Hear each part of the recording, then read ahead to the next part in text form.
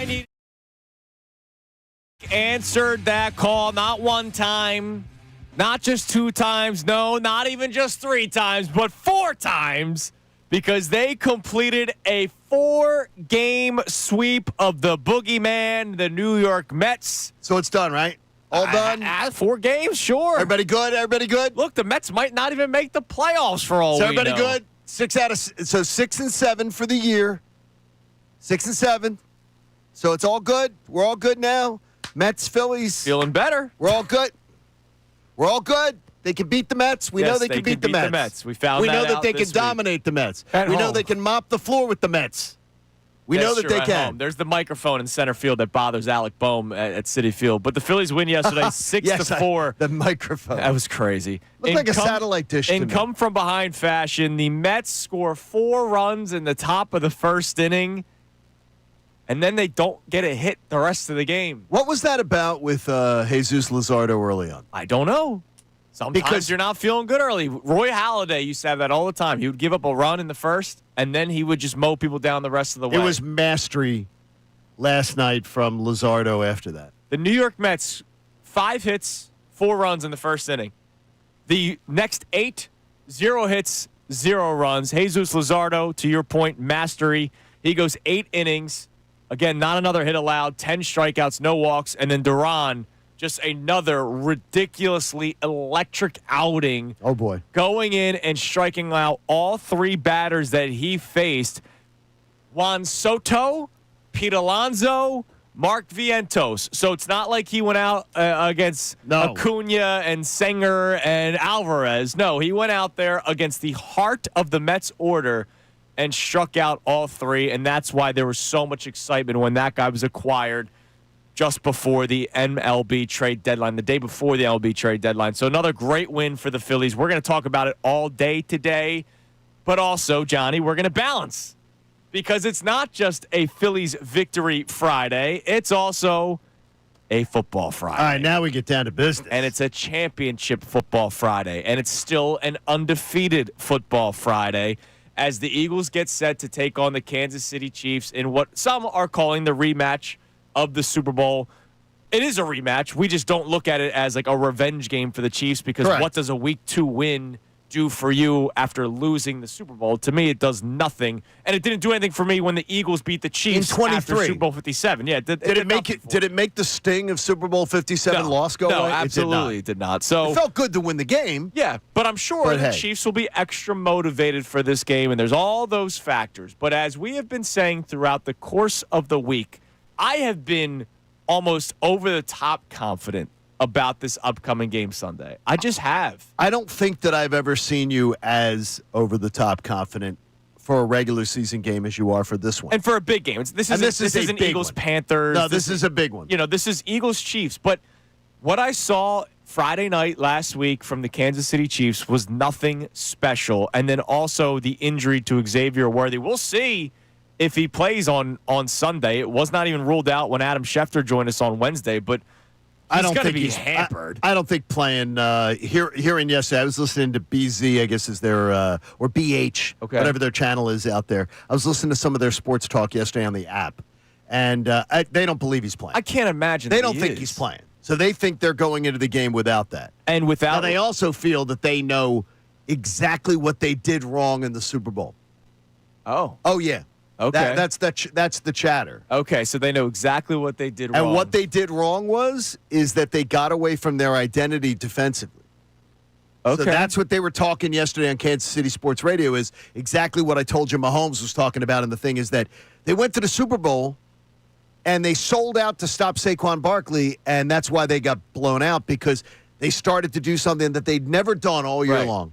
And they didn't just play them straight up and go up against them as the Chiefs. Well, you know what? If they do play them straight up, I still feel good about the Eagles. So do because I. The Eagles' offensive line is better than Chris Jones, obviously a stud, but it's better than the Kansas City Chiefs' defensive line. And so if you want to play them straight up, Saquon Barkley will get his. And then when Steve Spagnuolo has to make the adjustment to try to stop the run, that's when you utilize your weapons that you have. Now, look, they have to utilize them.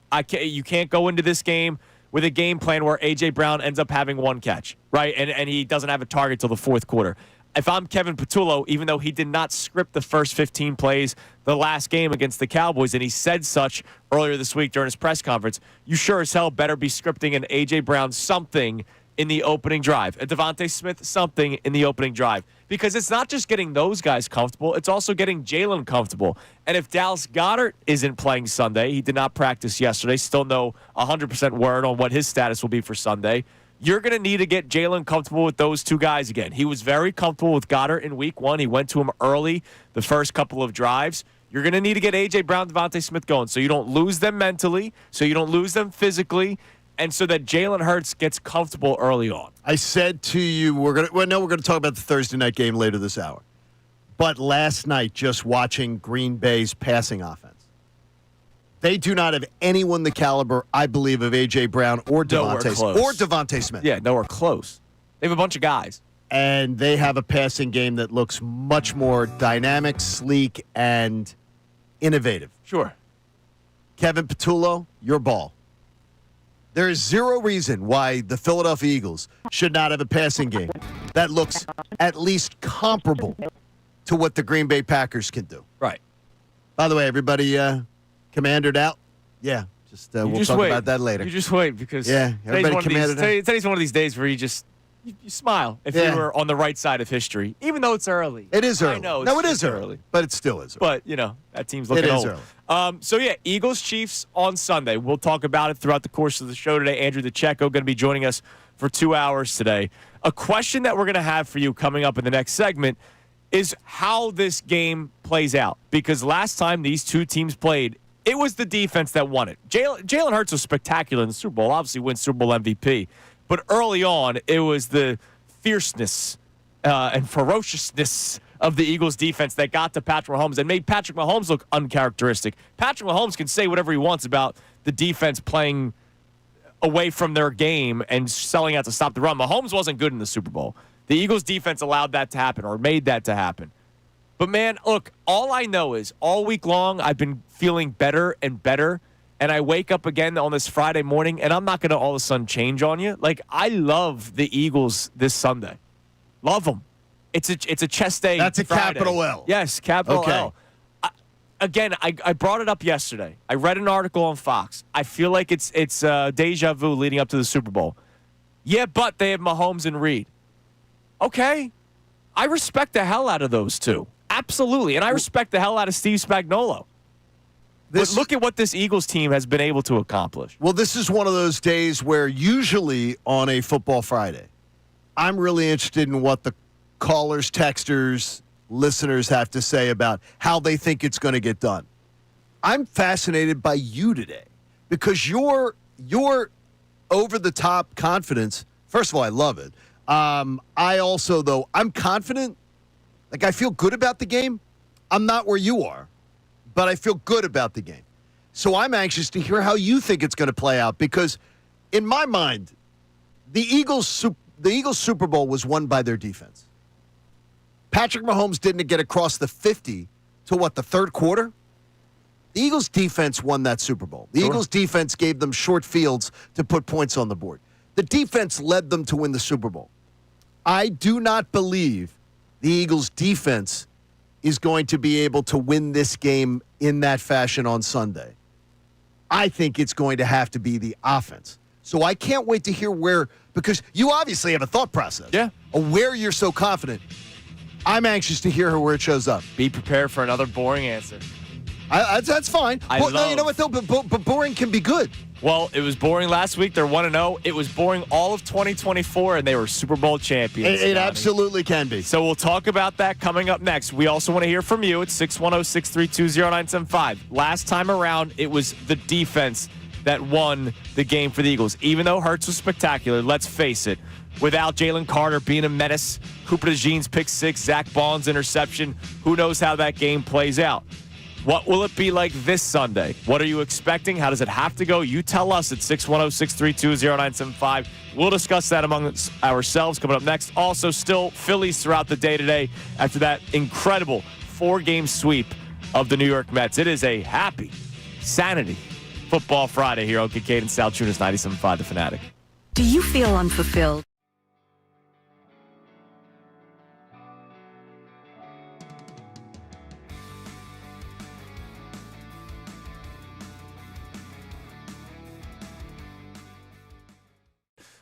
Howie Roseman did something that I think a lot of people sometimes miss. He went ahead of the curve. Defenses have gotten smaller and faster, so he said, okay, let's get a ground game going. Talk about how difficult that might be, trying to either do something different, or a lot of teams go, wait, we have to throw to win, so we're going to build offenses that way. When it comes to building a roster, would you rather try to go with what everybody else is doing, or try to be the person that says, let me try to combat with that with something else? Well, I'm going to answer that in three ways. First and foremost, you're absolutely right about Howie. He does a tremendous job. But I'm also going to credit Jeff Lurie, because when you are the owner, you have ultimate responsibility and ultimate authority, and you can certainly delegate that responsibility and delegate that authority, and he has done so. He picked someone magnificent to whom to give that authority and responsibility, but at the end of the day, the owner is the owner, so credit to Jeff Lurie as well. Number two, you are talking to the girl who has always and forever been an advocate and a proponent of the run game. Last year when I heard people saying, oh, a rejuvenation of the run game, my brain almost exploded because I have never given up on the running game. Look, football is 11 on 11.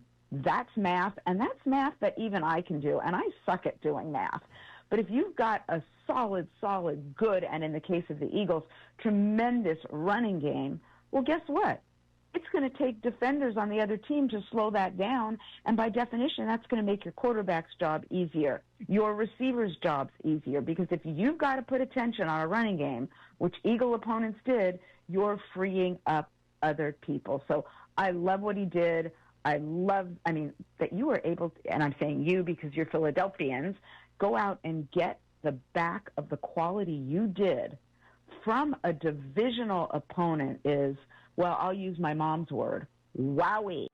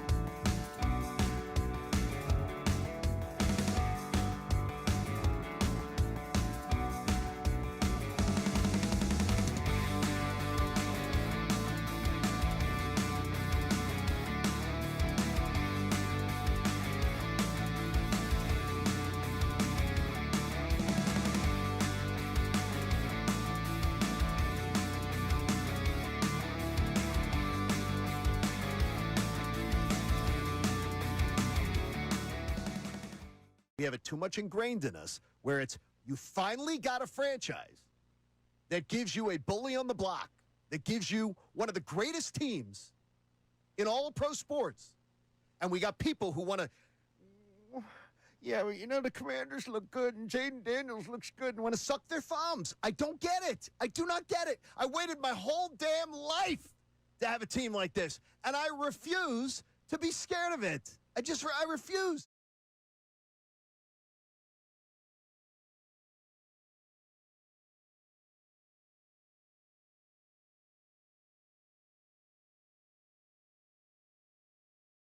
Game. Yeah, just an idea of, because your confidence is so high. Yeah.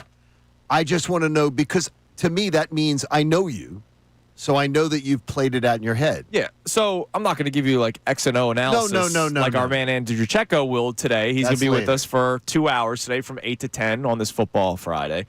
One point that I kind of laid out in the opening segment. I can't see another game where A.J. Brown has one target in the fourth quarter.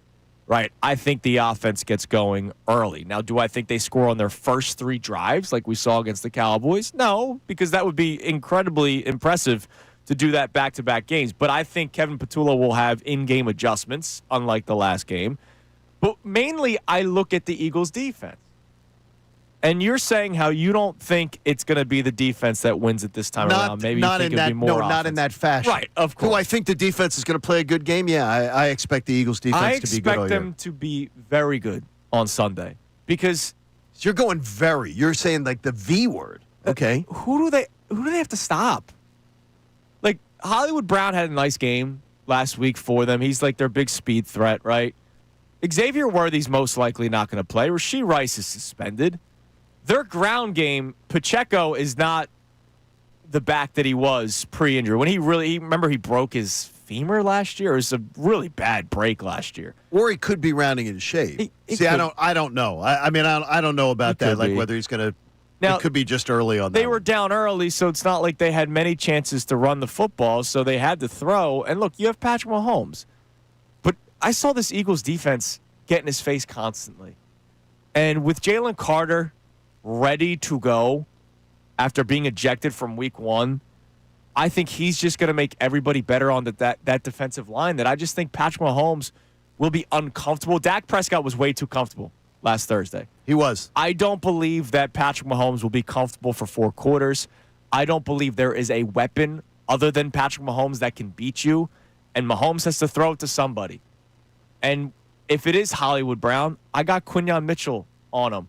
If it is Travis Kelce, I have Vic Fangio, who I just know will not only have Cooper DeJean on him at times because sometimes Kelce lines up in the slot, and we know what Cooper DeJean can do, but I just know that Vic Fangio will be the defensive coordinator that will throw a bunch of different looks at Kelce. We've seen it in the past. I remember Jim Schwartz doing it before as well, where a couple of drives it was the safety on Travis Kelce. Then a couple of drives, it was a linebacker. Then a couple of drives, it was the slot corner. Sure. By the way, this Eagles defense now actually has good players at all those positions, right?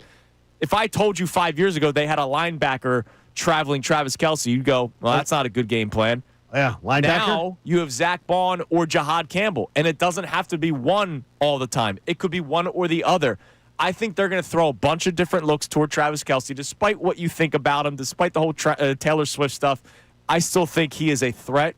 But if you have 4 different guys you can throw his way over the course of a football game, good luck. You saw what happened in the Super Bowl. Travis Kelce had one of his worst games of his career in the Super Bowl. You're not stupid. No. I mean, you know that could happen. I feel so good about this. Connor. Yeah. I'm usually the one that goes for the very, very bold, step out there, make that statement. Andrew doing it this week, I don't want to be wussy boy here. It's almost making me a little uncomfortable this morning. No, it's making me uncomfortable as well. Good. Okay, so like you and I are feeling it too. I like being uncomfortable. What did you hear? What did you hear him say? Because I saw your eyes perk up at something. Yeah. What did you hear him say that made you a little uncomfortable? Because I think it's the same thing that made me a little uncomfortable. I heard him say, "Who do they have to stop?" about a team that has Patrick Mahomes. But that's what I watched. I'm telling you this. I watched Jordan Love last night, who I like Jordan Love as a quarterback. Mm-hmm. I don't love him, but I like him. And I watched him with literally like a kitchen sink of just guys. But I don't think of the Commanders' defense the way I think of the Eagles' defense. That old, I got you. Not as good as everybody likes to make him out to be. Team. But I don't think of Jordan Love like I think of Patrick Mahomes. Sure. Yeah, I saw Tom Brady with 5'4" slot receivers and lacrosse players go to Super Bowl after Super Bowl. Sometimes the quarterback's just great. That's the part that made me a little uncomfortable. Plus, this is Arrowhead. And look, I'm not saying saying you're wrong because I mean I definitely like the Eagles in the game, but I like them. You love them. Yeah. You like them? I like them. I like them. Connor likes them. You love them. By the way, I love hey, it's bold and beautiful. If I did 53 versus 53, they win a handful. Like Mahomes, obviously. They win maybe 5. Maybe 5. Like this Eagles roster. No, I agree with you. Eagles roster, man. On that, I love that. In fact, the Eagles are the better football team. They are, and I think that shows up on Sunday. And that's why I've been feeling good all week long. I love this. I think it's very bold, and I love it. But it's just making me a little uncomfortable. All right, well, I like it though. Hopefully, maybe Andrew Deco will make you more comfortable later. I don't know. I don't know if he's going to be as chesty as you are. We'll see. We'll see. Coming up next, and he never misses chest day. More on this Eagles-Chiefs game. There is something though that I need the Eagles to do on Sunday that they did not do in Week 1. and everyone will agree with this. Everyone? Everyone. It's Kincade and Salciunas, 97.5 The Fanatic.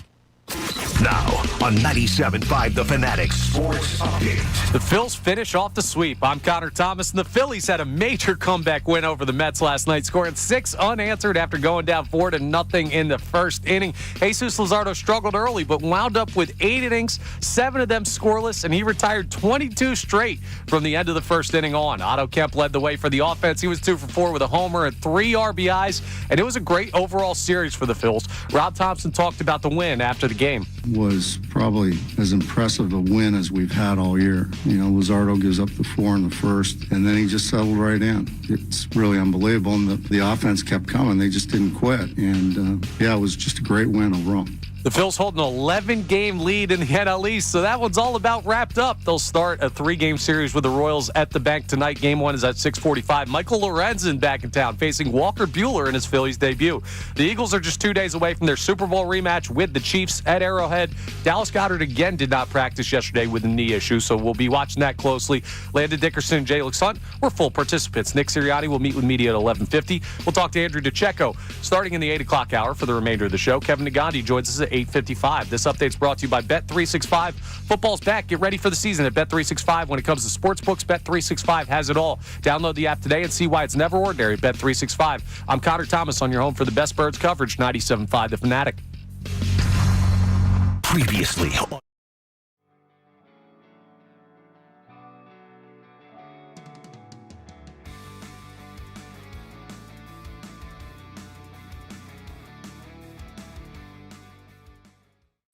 Howie Roseman did something that I think a lot of people sometimes miss. He went ahead of the curve.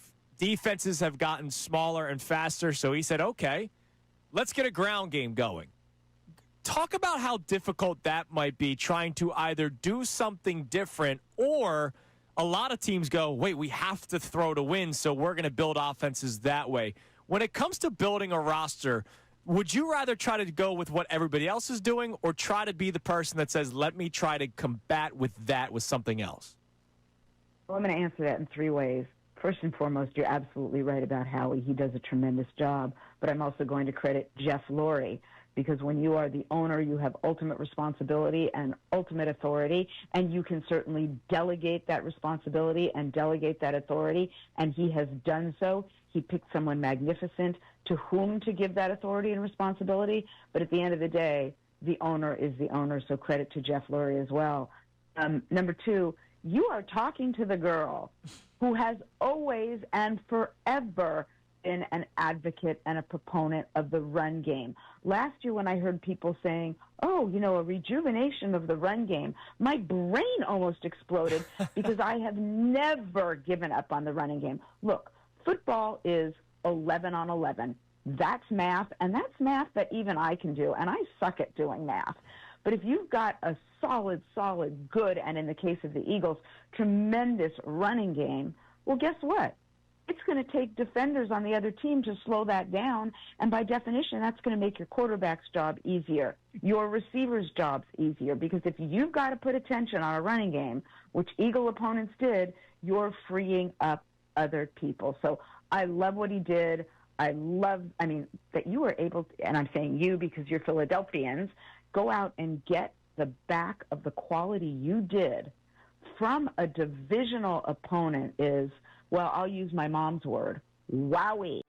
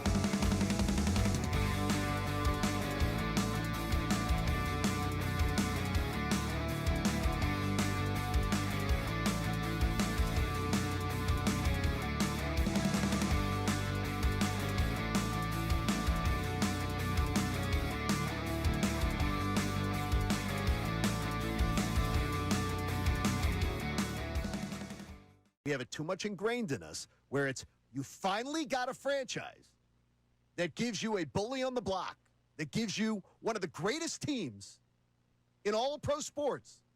And we got people who want to, yeah, well, the Commanders look good and Jaden Daniels looks good and want to suck their thumbs. I don't get it. I do not get it. I waited my whole damn life to have a team like this, and I refuse to be scared of it. I refuse. Embrace it. I'm not scared of the Commanders. Not in the least. Not in the least.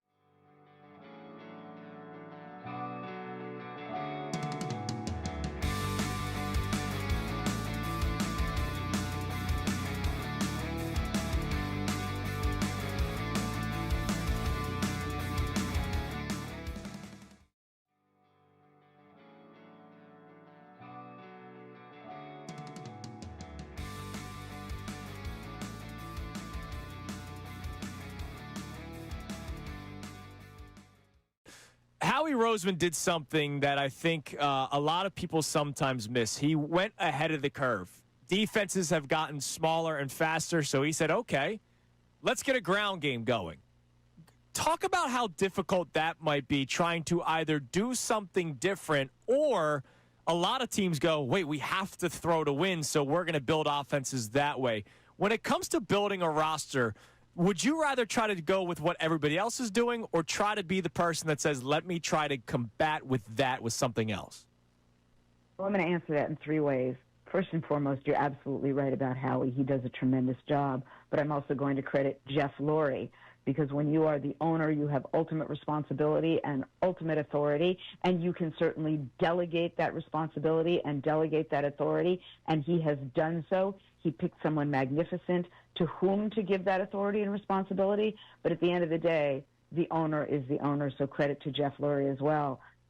Number two, you are talking to the girl who has always and forever been an advocate and a proponent of... On this Football Friday, Championship Friday, Undefeated Friday, and a sweep of the New York Mets Friday. Oh, that was really, really nice. Unbelievable, man. How bad was it in the first inning last night, though? That was bad. Look, I was bummed out, but they took the first three. Yes, exactly. That's the way I felt. If anybody was like losing their minds. No. I don't think, and I was very impressed last night with Phillies Twitter because it was very quiet. Yeah, after you take the very first quiet. three, Yeah, like because it was shh last night. If that we was, were also watching a lot of football, I think, too. Right. No, but if that was game one of the series, Oh, no question. we'd be Losing their minds, yes. And I would understand it coming off of what happened in New York. But that was game four after taking the first three, and then they win. By the way, my man Michael Westwood texted me yesterday when the Mets were up, saying, "Oh, you guys made fun of me. Look at the Mets now." And then I responded a couple innings later. I said, "Now what?" Tell him ribeye. I think ribeye. I think probably a ribeye. By the way, so I'm getting grief last night. I don't know if you saw it from folks. So the game's on Amazon. Yeah. So if it's up to me, Phillies went on the app, on the Fox Sports app, and the Commodes was on the television, was on the big screen. Yeah. If there's football and a regular season baseball game, regular season baseball, regular season football, I'm watching baseball on the iPad. Yeah, I got a beautiful iPad. I have to watch football on the big screen. Yeah, that's what I did last night. Nah, I went football on the laptop. Phil's on the big screen. It's our team versus not our there's team. 20, but there's no need for a big screen. There's no need for 75 inches of a baseball brag game. about it. What? Whatever. There's no need. It's very cheap. Didn't pay $1,000 for it. There is no need for 75 inches for a baseball game. There's none. Is the 90-inch one in the master bedroom? No, we don't have a TV in the bedroom. We have never done it. We have never done a TV in the bedroom. That's right. I'm proud of you. But no, I'm with you. Football goes big screen. Like baseball, it's easier to miss something in a football game than a baseball game. Correct. Like, basically, yeah, I'm with you. Like to me, there's so much to watch in football. Playoffs totally different. I don't need a small little screen like now. And I have as my daughter says, the grandpa pad. My iPad's the big one. But I don't need that. I'm with you. No, I want football on the big screen. All right. Something that I absolutely need to see, that John Kincade absolutely needs to see, that I would imagine Connor Thomas needs to see, and I would imagine every single Eagles fan needs to see on Sunday that they cannot do, which is what they did last Thursday against the Cowboys. You got to stay aggressive offensively. You cannot take your foot off the gas pedal. Now, as I have said since Friday morning of last week, because the game was Thursday, I keep on forgetting that, I do believe the hour delay impacted both the Eagles and Cowboys. You don't go out there and score in your first 3 possessions, both teams, and then all of a sudden combine for a total of 3 points in the second half, right? Like, I don't think Vic Fangio and Matt Eberflus made that great of adjustments at halftime that it was basically a shutout in the second half except for the field goal by Jake Elliott. So I do think that played a factor. But also the play calling was not aggressive. It was, all right, we have the lead, let's try to keep the lead. Whereas what happened in the Super Bowl last February, Johnny, they had the lead and they went for the dagger. They had the lead, and they were still trying to put more on the board. They did not say, hey, we got a 2-score lead here. Let's just start running the football and burning out the clock. They kept their foot on the gas pedal because they do know that they were playing Patrick Mahomes, Andy Reid, and the Kansas City Chiefs. Even though I feel really good about this game, even though I feel really great about how the Eagles match up with the Chiefs, I still would not want to be up 10 points and say, all right, let's just try to burn out clock in the second half. Like, no. Keep your foot on the gas pedal and keep moving forward, which is something they did not do last Thursday, and I think that's something they can't do again. I'm anxious to see how the approach is because, again, I watch Green Bay's offense and say that passing attack, and look, Matt LaFleur's a good coach. Come on. The Eagles have A.J. Brown and Devontae Smith. Let's give me some creativity. Give me some creativity. You have a better offensive line. And you have a quarterback who can throw the ball downfield, and you have two better wide receivers than Green Bay's got. Show me something creative in the passing game. Show me something that just looks like it's sleek and interesting and different. I mean, the Eagles' passing game honestly looks high school Harry at times. Too much. I want to see more. And Kevin Patullo, you got a chance to change that perception. What do you think, though? Keep aggressive second half? You don't want to keep the Chiefs in the ball game. I like burning clock. Yeah, Are you telling me the Eagles are up 20-10 in the third quarter, late or fourth quarter? Well, fourth quarter. Okay. It's third quarter. Okay, it's third quarter. I'm still trying to put up points. Eagles are up 20-10. I'm trying to put up points, but I am loving burning clock. Up 2 possessions, I'm up 10 points, and you've got the ball. I am loving trying to have a 6-minute drive, 7-minute drive, just to create less possessions for the Patrick Mahomes to potentially slit your throat down the stretch. So I'm fine with that. As long as, look, they can be aggressive with the run game too, but I love a good burn 6-7 minutes off the clock run. All right, Connor? Yeah, I lean more to your side, Andy, where I think you have to go for the kill in this game. And the thing that may actually end up helping the Eagles in a weird way with the evolution of the passing game, if Dallas Goedert doesn't play, because Dallas Goedert was a huge part of the passing game in week 1. He was almost the safety blanket more for Kevin Patullo than he was for Jalen Hurts. You're going to be forced to get the ball to A.J. and Devontae. So you can't just throw over the middle or throw into the flats and get those safe passes to the tight end the same way. Yeah. So I think they're almost going to be forced to be more aggressive in this one. I just want them to keep going. And look, you can be aggressive and still burn clock. I'm not saying chuck it down the field. You know what I mean? You. Like, You're not advocating the AJ Brown slant routes should probably be in play in the first quarter. Did we see and any also the last third week? and fourth quarters? No, and that's not even evolution. Hell, they should do it in the second as well. Yeah, why so not? How can that be? Like, to me, how could that be? And it was Mark Schlereth's podcast, The Stinking Truth, and he's got it. You can catch it on YouTube. And Mark joined us last week. He talking about what he saw on the tape watching a little bit of the Eagles. Sure. A rookie play caller. He said all of a sudden Dallas Goedert gets all this action last week. Yeah. He said rookie play callers like the safe stuff. Rookie play callers like so the easy. The tight end's not just the quarterback safety valve; it's also the new offensive coordinator. They like the safe stuff because they're afraid sometimes to dial up stuff that puts the ball a little more in jeopardy. Sure. So maybe that's part of the evolution. And by the way, he also went on. He's heard great things about Patullo. Okay. So look, everyone has said nothing but great things about him. But he needs to see more. Right. But he said he's heard great things about Patullo. By the way, probably strategic but A.J. Brown was on Jordan Schultz's podcast yesterday and talked about how the knee is good. He's not injured. He said the way that the Cowboys defended him is why he was not getting targets. This is not a Jalen. Like, he made it very clear, like, look, that's just the way they played me. Be ready for this week. I'm expecting a nice game out of A.J. Brown. If I don't get it, I'll be extremely shocked, and then we'll start having questions about what Kevin Patullo's doing with A.J. Brown. But I'm expecting a lot more out of A.J. Brown this week. I mean, it's not hard to do more than one catch for 8 yards. What other teams do against you, defend you, shouldn't define when you're one of the greatest players in the game. Then you also make your adjustments. And that's something that Kevin Patullo did not do in the second half of Thursday's victory over the Cowboys. All right, coming up next, we'll check our text line for the first time this morning. How do you want the Eagles to try to win this football game, or how do you expect them to win this football game? Will it be the dominant defensive performance we saw 7 months ago, or will the offense have to win it this time around? We'll check the text line first time. Coming up next, 97.5 The Fanatic. Philly fans, you are the best sports fans.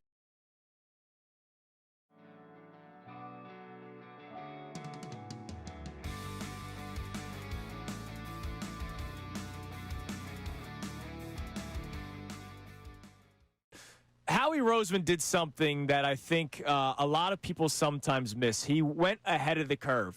Defenses have gotten smaller and faster, so he said, okay, let's get a ground game going. Talk about how difficult that might be, trying to either do something different, or a lot of teams go, wait, we have to throw to win, so we're going to build offenses that way.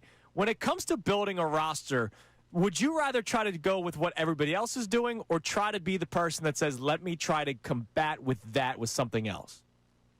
Well, I'm going to answer that in 3 ways. First and foremost, you're absolutely right about Howie. He does a tremendous job. But I'm also going to credit Jeff Lurie, because when you are the owner, you have ultimate responsibility and ultimate authority, and you can certainly delegate that responsibility and delegate that authority, and he has done so. He picked someone magnificent to whom to give that authority and responsibility, but at the end of the day, the owner is the owner, so credit to Jeff Lurie as well. Number 2, you are talking to the girl who has always and forever been an advocate and a proponent of the run game. Last year when I heard people saying, oh, a rejuvenation of the run game, my brain almost exploded because I have never given up on the running game. Look, football is 11 on 11. That's math, and that's math that even I can do, and I suck at doing math. But if you've got a solid, good, and in the case of the Eagles, tremendous running game, well, guess what? It's going to take defenders on the other team to slow that down, and by definition, that's going to make your quarterback's job easier, your receiver's jobs easier, because if you've got to put attention on a running game, which Eagle opponents did, you're freeing up other people. So I love what he did. That you were able to, and I'm saying you because you're Philadelphians, go out and get the back of the quality you did from a divisional opponent is, well, I'll use my mom's word, wowie.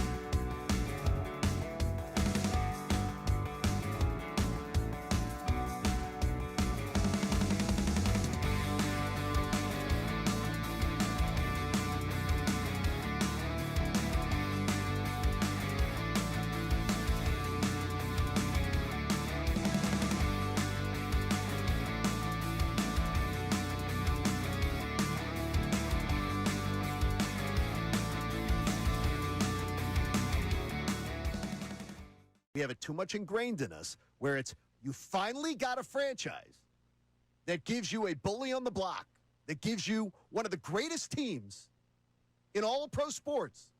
And we got people who want to, Yeah, well, the Commanders look good and Jaden Daniels looks good and want to suck their thumbs. I don't get it. I do not get it. I waited my whole damn life to have a team like this, and I refuse to be scared of it. I refuse. Embrace it. I'm not scared of the Commanders. Not in the least.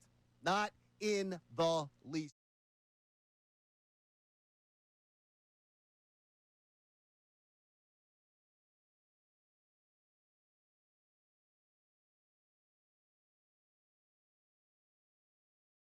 On here on Kincade Salciunas, 97.5, The Fanatic.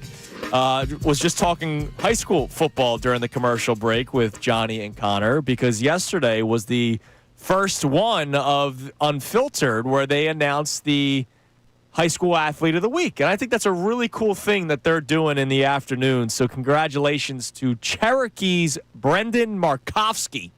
I've never heard of Cherokee. They're very good in like every sport imaginable. Yeah, they're no RV. Where are they? They're in Marlton. Yeah. Okay, I honestly, it's a school I've never heard of. There are a lot of Cherokee And folks. they must be really good. There's a lot of good sports at Cherokee. He ran for 233 yards and scored 4 touchdowns. Oh, my gosh. So congratulations. He did what? Yeah, 233 for 4 touchdowns. They're built different up there in Marlton, man.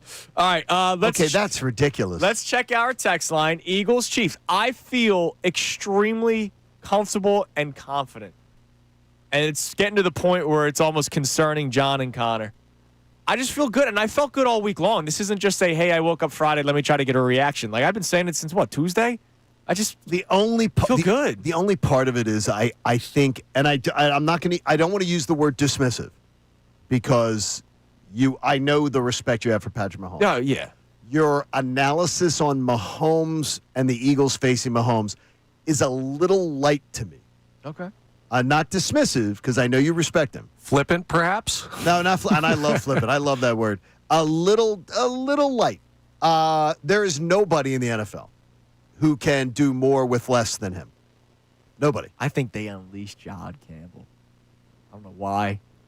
I think, look, I'm not a football guy, fake football guy, right? With Carter back, and I think you said this, Connor, to your credit, either Friday or Monday, about how vanilla the defense may have looked at times because Jalen Carter was not there. So you needed extra help in the secondary. You could not send as many people. I think Jahad Campbell is a menace on Sunday. That'd be nice, man. I'd love to see I think that. he's a menace. Zach Ball's going to do his thing in the pass game, and I think Jahad Campbell's a menace behind Jalen Carter because Jalen Carter will be playing this weekend. Remember, it was Oren Burks in that Super Bowl. Yeah. Like, do we feel like Jahad Campbell can't be Oren Burks? I think he can be much better than Oren Burks. I agree. Respectfully to Oren Burks, Super Bowl champ, who played a very good game for the Eagles that day. I feel so good, and I know it's Mahomes, and I respect the hell out of him. He's still the best quarterback in the NFL. But I just look at what he has to throw to, and I see what the Eagles can do. Now, look, who is playing second corner? Is it Adoree Jackson? Vic Fangio couldn't really give an answer. He didn't really give an answer at all about that. Do I think it'll be as bad when it's not CeeDee Lamb and George Pickens? I don't. I really don't. I don't think Adoree Jackson, what, is he going to get cooked by Juju Smith-Schuster? Okay.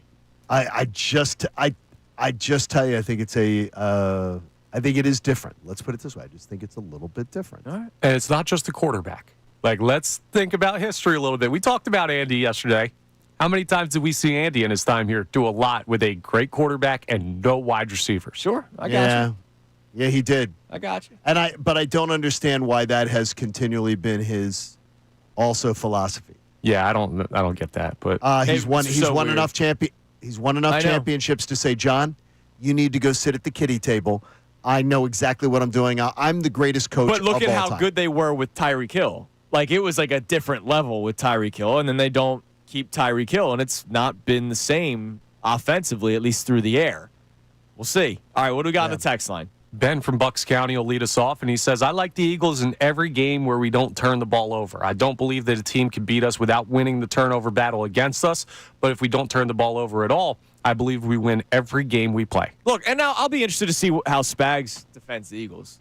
I will be interested. Like, you and I talked about this earlier in the week. Is he going to admit that he was wrong from Super Bowl 59 by not selling out to stop the run? Or does he still think, hey, we don't want Saquon Barkley to beat us. We will do different ways. Well, his game plan was atrocious. Yeah. In Super Bowl 59. And he is a very well-respected and a great defensive coordinator for his career. That was one of the worst performances on his resume ever. And he went with a plan that they didn't use at any time. And Mahomes is on the record, even in a documentary, saying it. And after the Super Bowl saying it, that we did things that were uncharacteristic with us. We came with a game plan that was uncharacteristic of us. I don't know why you'd ever do that. If I'm the head coach, I got to tell you, there is no way. If I'm Andy Reid, there's no way I'm saying. But there's a respect between those two. Yeah, but there's no way. If I'm Andy Reid, am I going, yeah, you know what? We've won multiple Super Bowls. We've been to other Super Bowls and everything.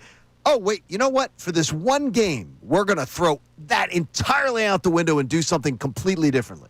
There is no way I'm signing off on that. That's on Andy. I still can't forget Chris Jones lining up sideways, thinking that what was that? Like, what was that? Hurting his neck. And then hurting his neck. Yeah, like that.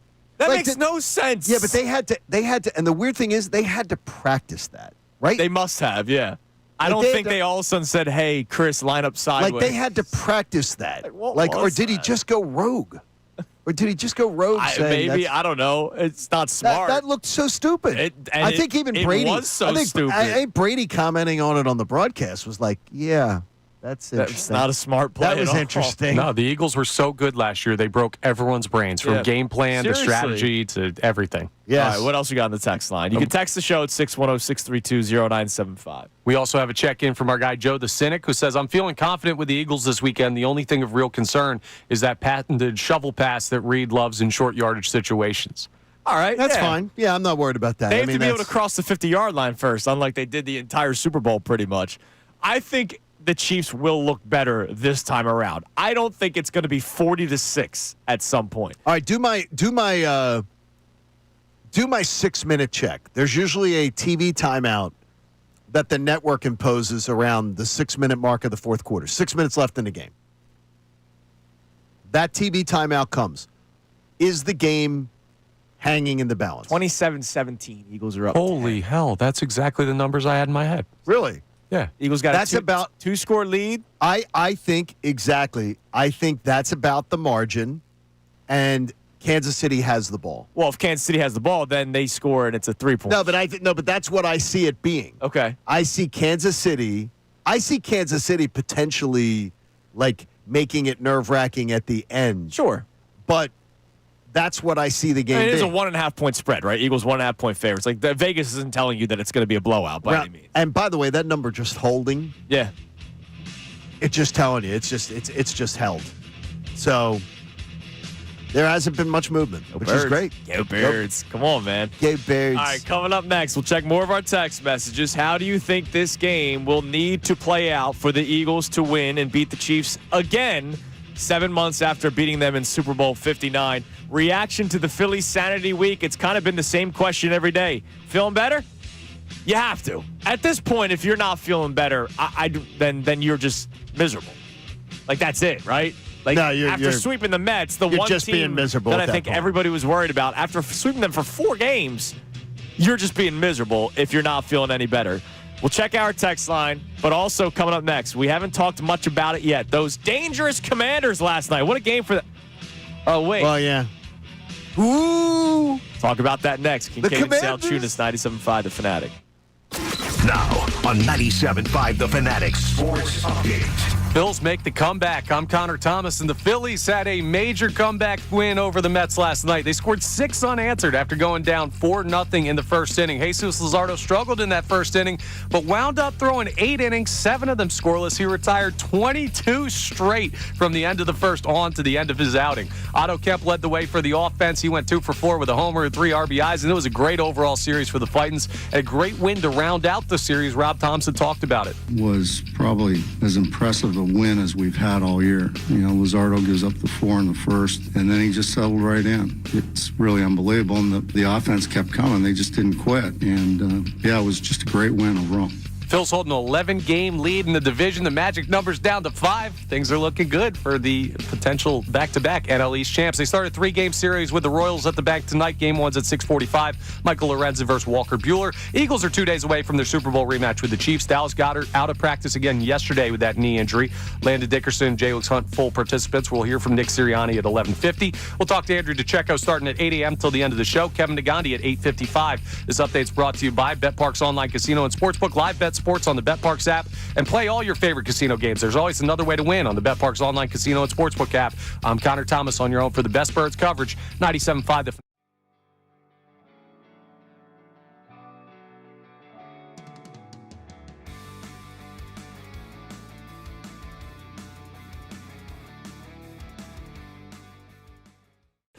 The Howie Roseman did something that I think a lot of people sometimes miss. He went ahead of the curve. Defenses have gotten smaller and faster, so he said, okay, let's get a ground game going. Talk about how difficult that might be, trying to either do something different, or a lot of teams go, wait, we have to throw to win, so we're going to build offenses that way. When it comes to building a roster, would you rather try to go with what everybody else is doing, or try to be the person that says, let me try to combat with that with something else? Well, I'm going to answer that in 3 ways. First and foremost, you're absolutely right about Howie. He does a tremendous job. But I'm also going to credit Jeff Lurie, because when you are the owner, you have ultimate responsibility and ultimate authority, and you can certainly delegate that responsibility and delegate that authority, and he has done so. He picked someone magnificent to whom to give that authority and responsibility, but at the end of the day, the owner is the owner, so credit to Jeff Lurie as well.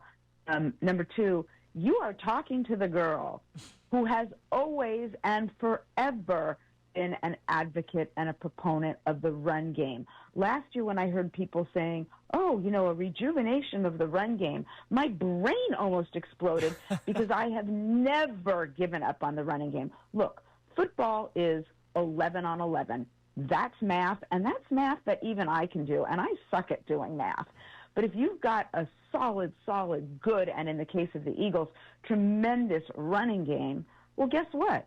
It's going to take defenders on the other team to slow that down, and by definition, that's going to make your quarterback's job easier, your receiver's job's easier, because if you've got to put attention on a running game, which Eagle opponents did, you're freeing up other people. So I love what he did.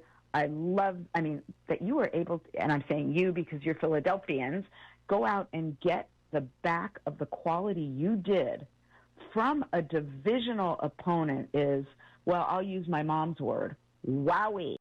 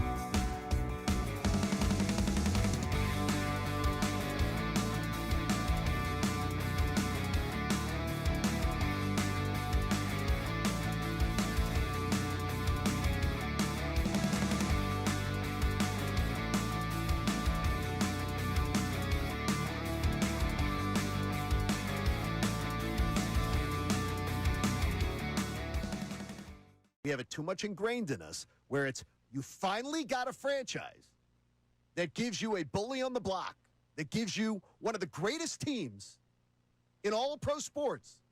And we got people who want to, the Commanders look good and Jaden Daniels looks good and want to suck their thumbs. I don't get it. I do not get it. I waited my whole damn life to have a team like this, and I refuse to be scared of it. I refuse.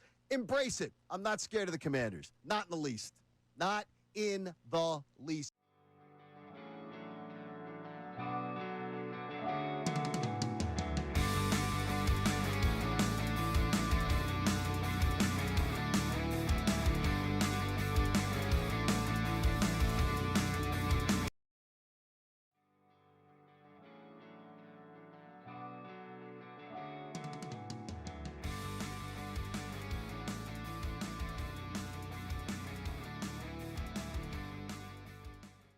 Shefty, lastly, what's the status for Xavier Worthy for Sunday's game? I don't know how you play with a brace when you have that kind of an injury to your shoulder, but I'm not calling myself as tough as an NFL player.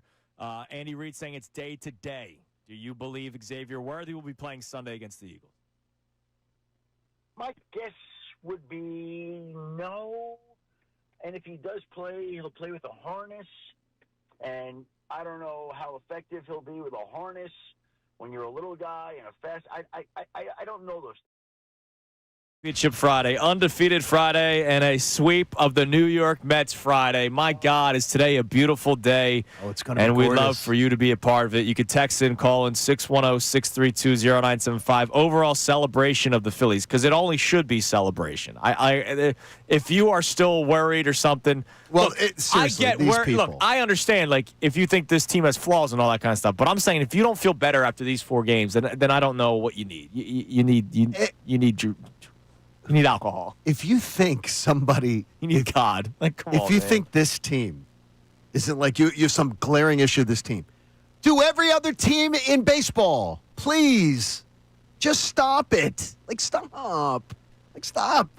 Act like you've watched baseball before. Enjoy the ride. These My 4 gosh. games were a lot of fun, and I hope people This had fun with season's it. been fun. Well, They have 87 wins with 2 weeks and an extra weekend to go. And people are acting like we sound like we're talking about like an 80-win team. well, because it's all about 1 month. Oh my gosh! is. Well, no, then, but the months we're having are good. They're fun to watch. No, I know. I'm just talking about it's all about 1 month, and that month is the next month on the calendar. Like, that's where those people are coming from. And look, we'll talk about it as we're getting closer and closer to the Red October. Eagles conversations as well. How do you expect them to win this game on Sunday? Will it be the same beatdown like we saw 7 months ago? Probably not. And I don't expect it to be. Regardless of how comfortable and confident I am, I don't think it's going to be 40-6 at some point, but I still think at one point we're going to sit here and go, yeah, this team's really freaking good. Own it.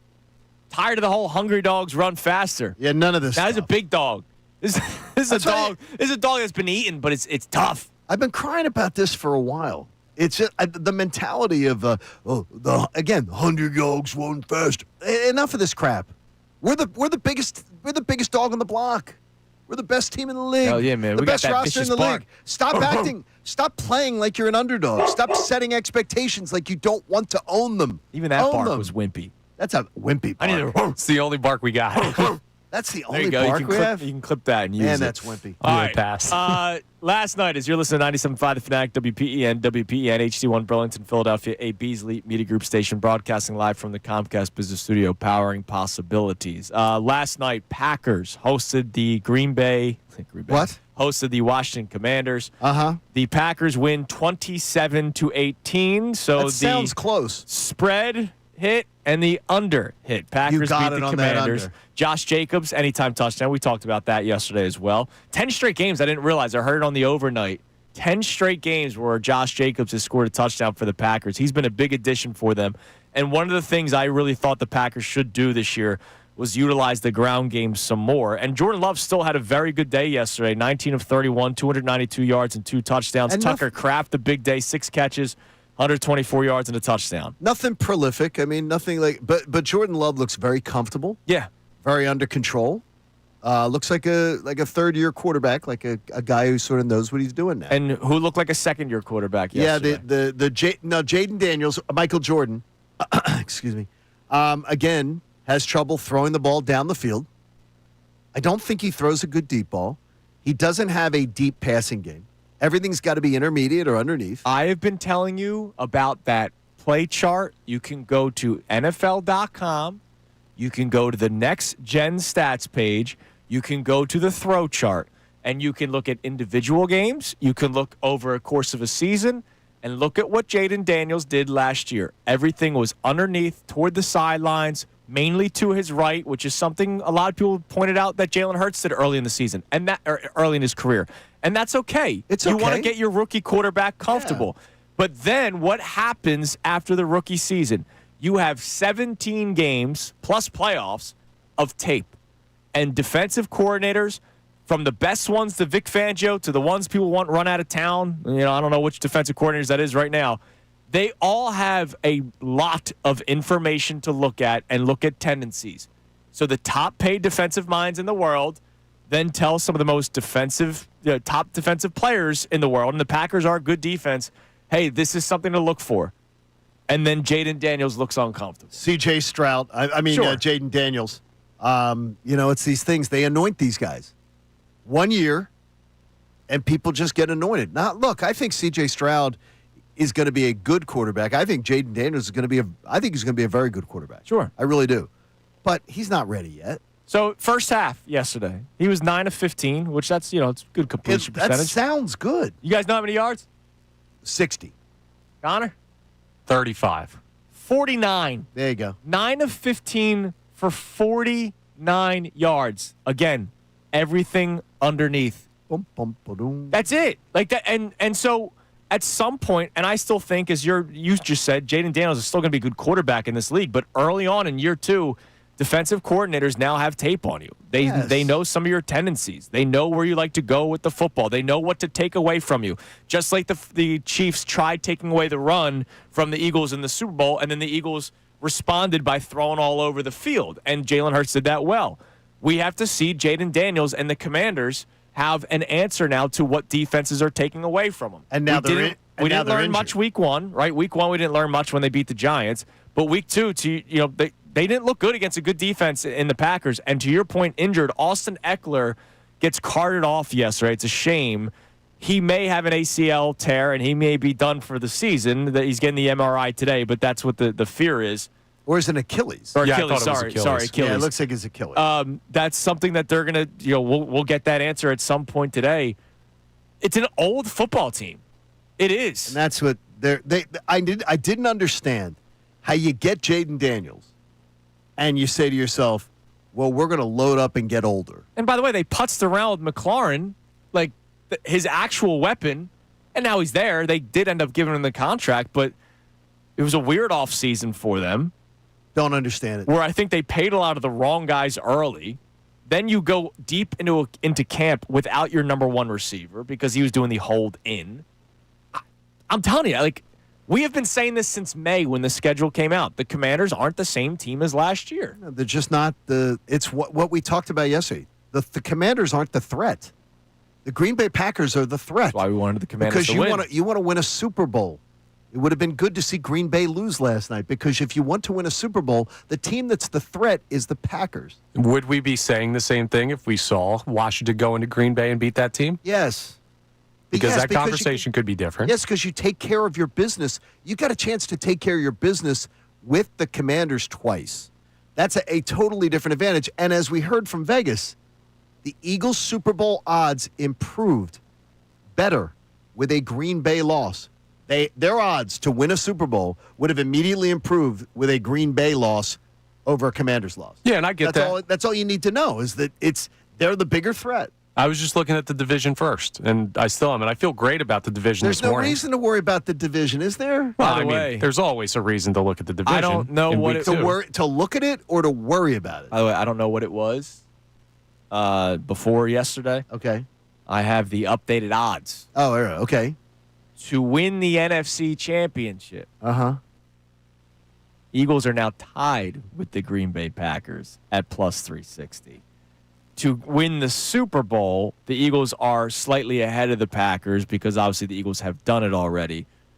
They're tied with the Ravens and Bills still at plus 700, but the Packers right behind them at plus 750. And the Packers, though, again, already have wins over the Commanders and the Lions. Yeah, 2-0, 2-0 in the NFC. Now, that's at home, but still, though, Sure. those are two really, really nice wins for Green Bay. Yeah, they are. I just, when I watched Jordan Love last night, I don't know what you guys saw. I'd love to hear your thoughts more on the Packers.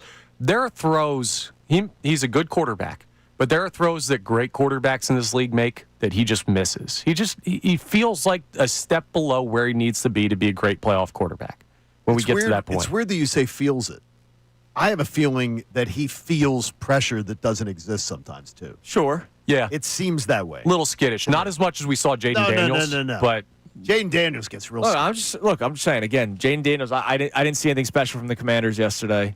And I will continue to not really be impressed with the Commanders, I think, this year. I think they're going to win games. I think they'll be a playoff team. but I just don't see this team being that juggernaut that literally got to the NFC Championship game last year. Let's go to the phones. We got Bob in Vermont here who wants to talk about the Titans. What's up, Bob? Or maybe he's not there. My phone says No, I he's think not. that's the system. I don't think he's there. Okay, the system. Ghost phone. Ghosted. What else is new? They ghosted you. All right. Well, coming up next, here's what we're going to do. The Phillies season, it's funny. Sometimes you just say things and we get right into it with the show sheet. This Phillies season has been a damn roller coaster. And yet, it may end up being the best one of this recent streak of seasons for the Philadelphia Phillies.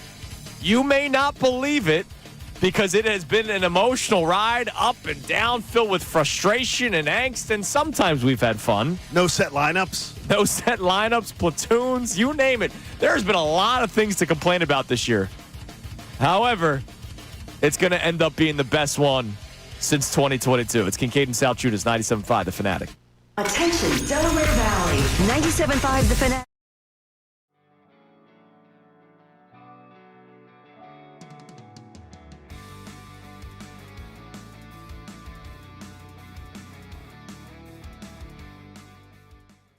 Shefty, lastly, what's the status for Xavier Worthy for Sunday's game? I don't know how you play with a brace when you have that kind of an injury to your shoulder, but I'm not calling myself as tough as an NFL player. Andy Reid saying it's day to day. Do you believe Xavier Worthy will be playing Sunday against the Eagles? My guess would be no. And if he does play, he'll play with a harness. And I don't know how effective he'll be with a harness when you're a little guy and a fast. I don't know those things. I've never played a football game with a harness on. So, look, he's not going to be full strength if he plays. That's the one factor that we know. They don't have Rashee Rice. So they're certainly a little shorthanded at wide receiver. And when you watch the Chiefs on Friday, and maybe it was just a function of it being week one in Brazil against a tough Chargers defense. Like maybe all those things all factored in. But they just looked a little they looked a little sluggish to me. They didn't look as explosive as you expect a Chiefs offense to be. Now, saying that, they can go out on Sunday and light up the scoreboard with 30 or 40 points.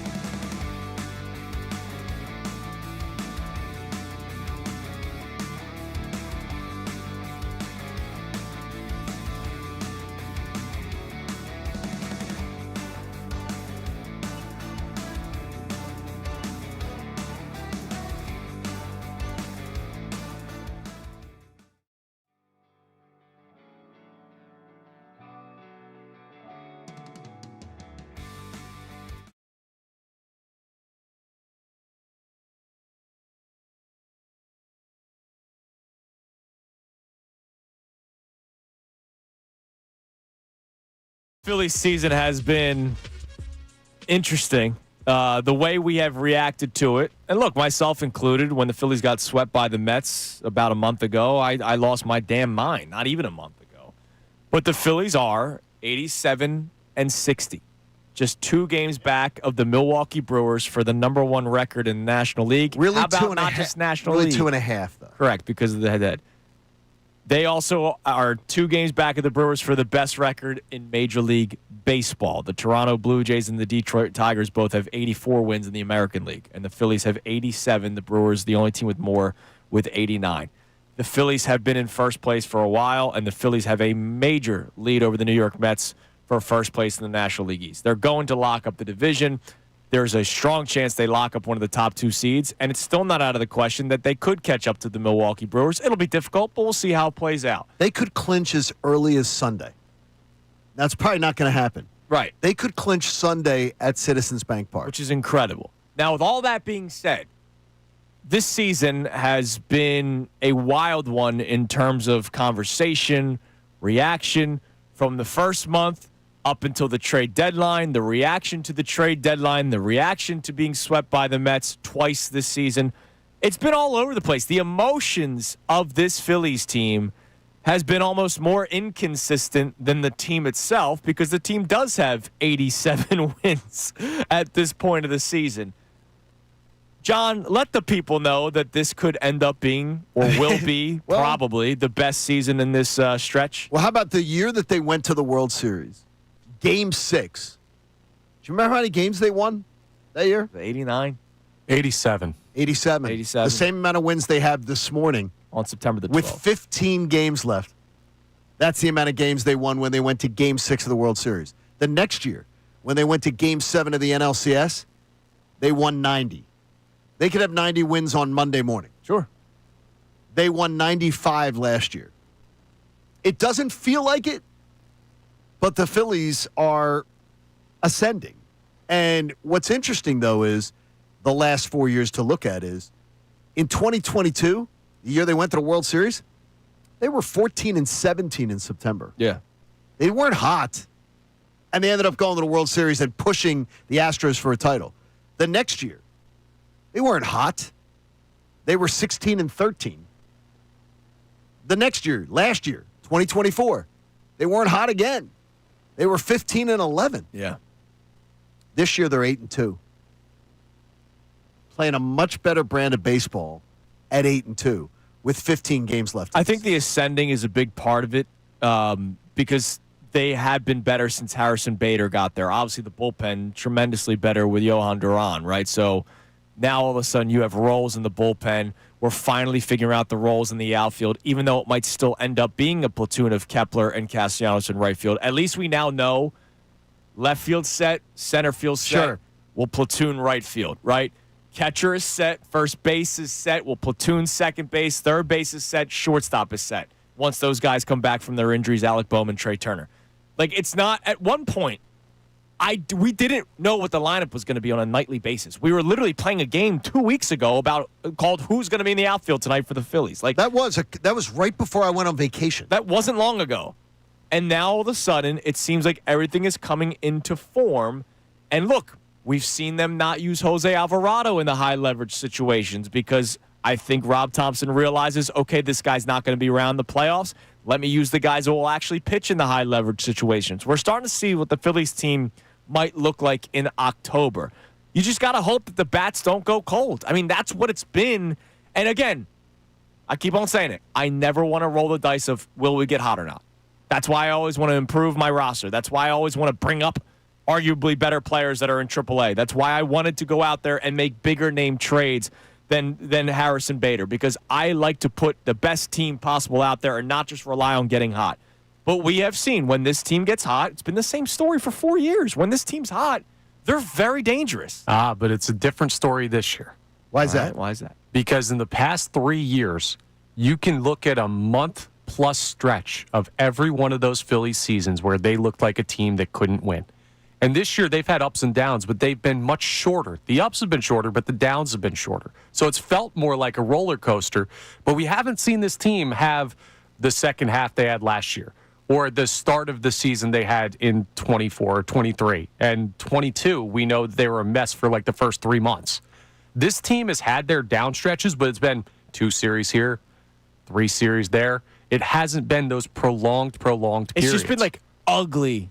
Like those two bad series. Like an ugly week. Like it was like really, really bad where you're like what the them. hell is wrong with this baseball team? They've killed those stretches a lot faster this year. Yeah. And look, part of that is the starting pitching has been tremendous this year. And even with Zach Wheeler's absence, which I do think is going to play a major role in the playoffs, but even without Zach Wheeler's absence, you've had Christopher Sanchez pitch as well as he has. Ranger Suarez is back to being dominant. And Jesus Lazardo, another great outing yesterday. I don't want my team going down 4-0 in the first inning. No. But Jesus Lazardo, and by the way, I love his energy. I love how fired up he gets.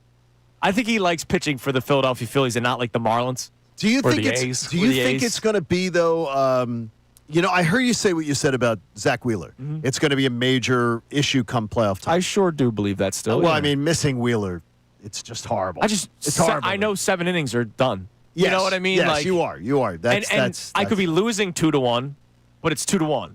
Right. I don't see the 4-run, 5-run blow-up inning out of Zach Wheeler, like ever. Other than the fact that you say to yourself, I know that in the Wheeler night, that's the night that my bullpen's not going to be taxed. Sure.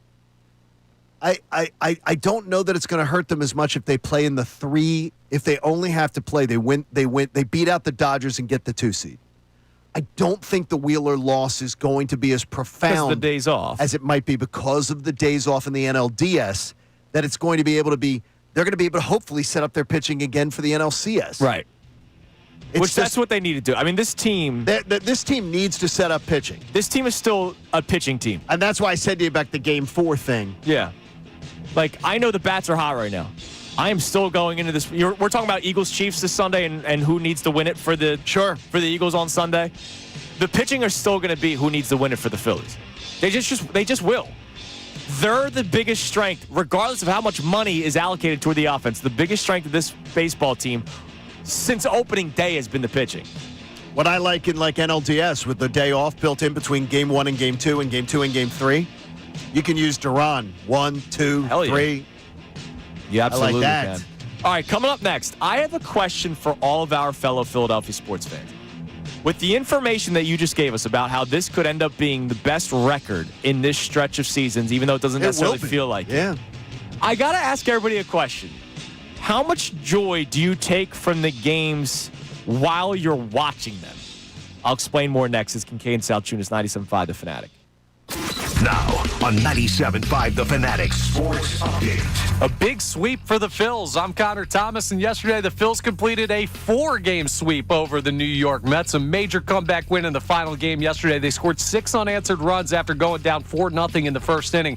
Jesus Lazardo obviously struggled at the start, but he wound up with 8 innings worth of work, 7 of them scoreless, and retired 22 straight to end his outing. Otto Kemp led the way for the offense, 2 for 4 with a homer and 3 RBIs, and it was a great overall series for the Phils. A great win yesterday, and Rob Thompson was happy after the game. Was probably as impressive a win as we've had all year. Lazardo gives up the 4 in the first, and then he just settled right in. It's really unbelievable, and the offense kept coming. They just didn't quit, and it was just a great win overall. The Phils leading the NL East is up to 11. That's all about done, folks. And they'll play the Royals for a 3-game series starting tonight, 6:45 time for Game 1. Michael Lorenzen on the mound for KC. Walker Buehler makes his debut for the Phils. Eagles are 2 days away from their Super Bowl rematch with the Chiefs. Dallas Goedert did not practice again yesterday with his knee issue. Landon Dickerson and Jalix Hunt full participants. So that's good news at least. Nick Sirianni will meet with media coming up at 11:50 today. We'll talk to Andrew Deco at 8 a.m. Kevin Nagandi at 8:55. This update's brought to you by Bradford White Water Heaters.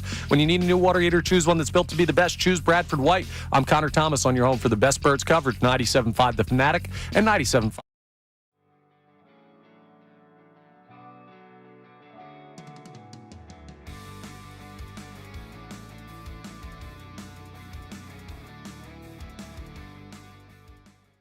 Shefty, lastly, what's the status for Xavier Worthy for Sunday's game? I don't know how you play with a brace when you have that kind of an injury to your shoulder, but I'm not calling myself as tough as an NFL player.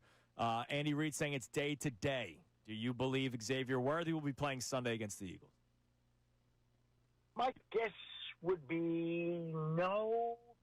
And if he does play, he'll play with a harness. And I don't know how effective he'll be with a harness when you're a little guy and a fast. I don't know those things. I've never played a football game with a harness on. So, look, he's not going to be full strength if he plays. That's the one factor that we know. They don't have Rashee Rice. So they're certainly a little shorthanded at wide receiver. And when you watch the Chiefs on Friday, and maybe it was just a function of it being week one in Brazil against a tough Chargers defense. Like maybe all those things all factored in. But they just looked a little they looked a little sluggish to me. They didn't look as explosive as you expect a Chiefs offense to be. Now, saying that, they can go out on Sunday and light up the scoreboard with 30 or 40 points.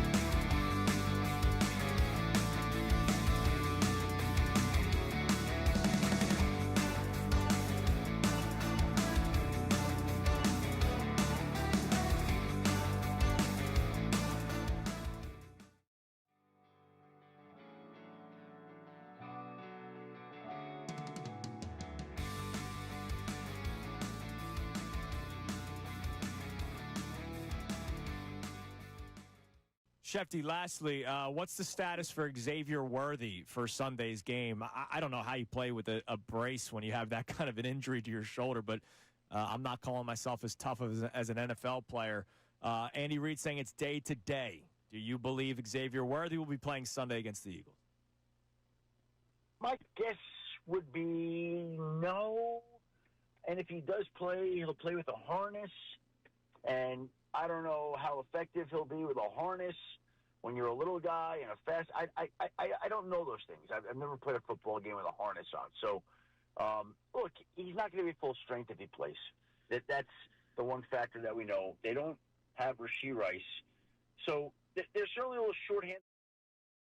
Remainder of the show on this Football Friday, getting you set for Eagles Chiefs this Sunday, 4:25. We got the Burkhart and Brady. I thought it was the Nance and Romo. I forgot that this was a Fox game. So we have Burkhart and Brady on Sunday. So I'm looking forward to that. Andrew Deco for 2 hours with us. Kevin Nagandi joins us coming up at 8:55. We'll have some fun with Kevin. He was fired up for last week's game as well.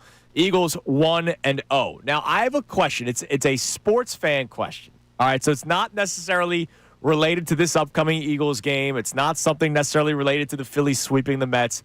It is a how we are in game question, and it's something that I would love for people to join in on at 610-632-0975. We'll check our text line here momentarily, but I have a question for the people. So you mentioned, John, that the Phillies record this season could end up being the best of this stretch since 2022. What, that 95 was the most? They have 15 games left.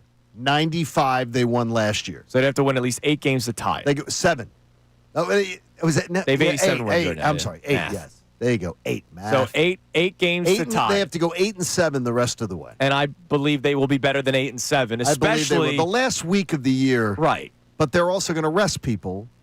You think some of that time, depending on how much the Dodgers push them. Correct, which we don't know. And, we don't know. Do they want to rest? We'll see. I don't know what the appropriate strategy Considering is. they could have off that with the bye week. Right. Week.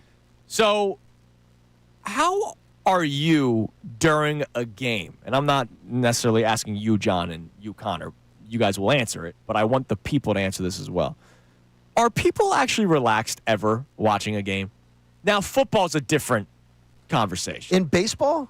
In baseball. Yes. I'm very relaxed. I feel like the way we talk about this team, we forget that they have 87 wins. Now, I'm not in the ninth inning of a one-run game. I'm not.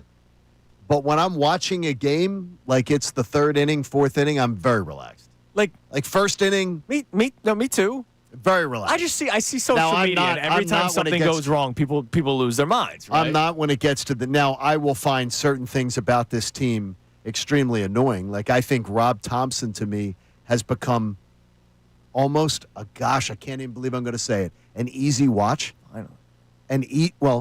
Finally. That's what I say. Finally. Welcome to the right side of history. No, it's not the right side of history. He's changed his ways.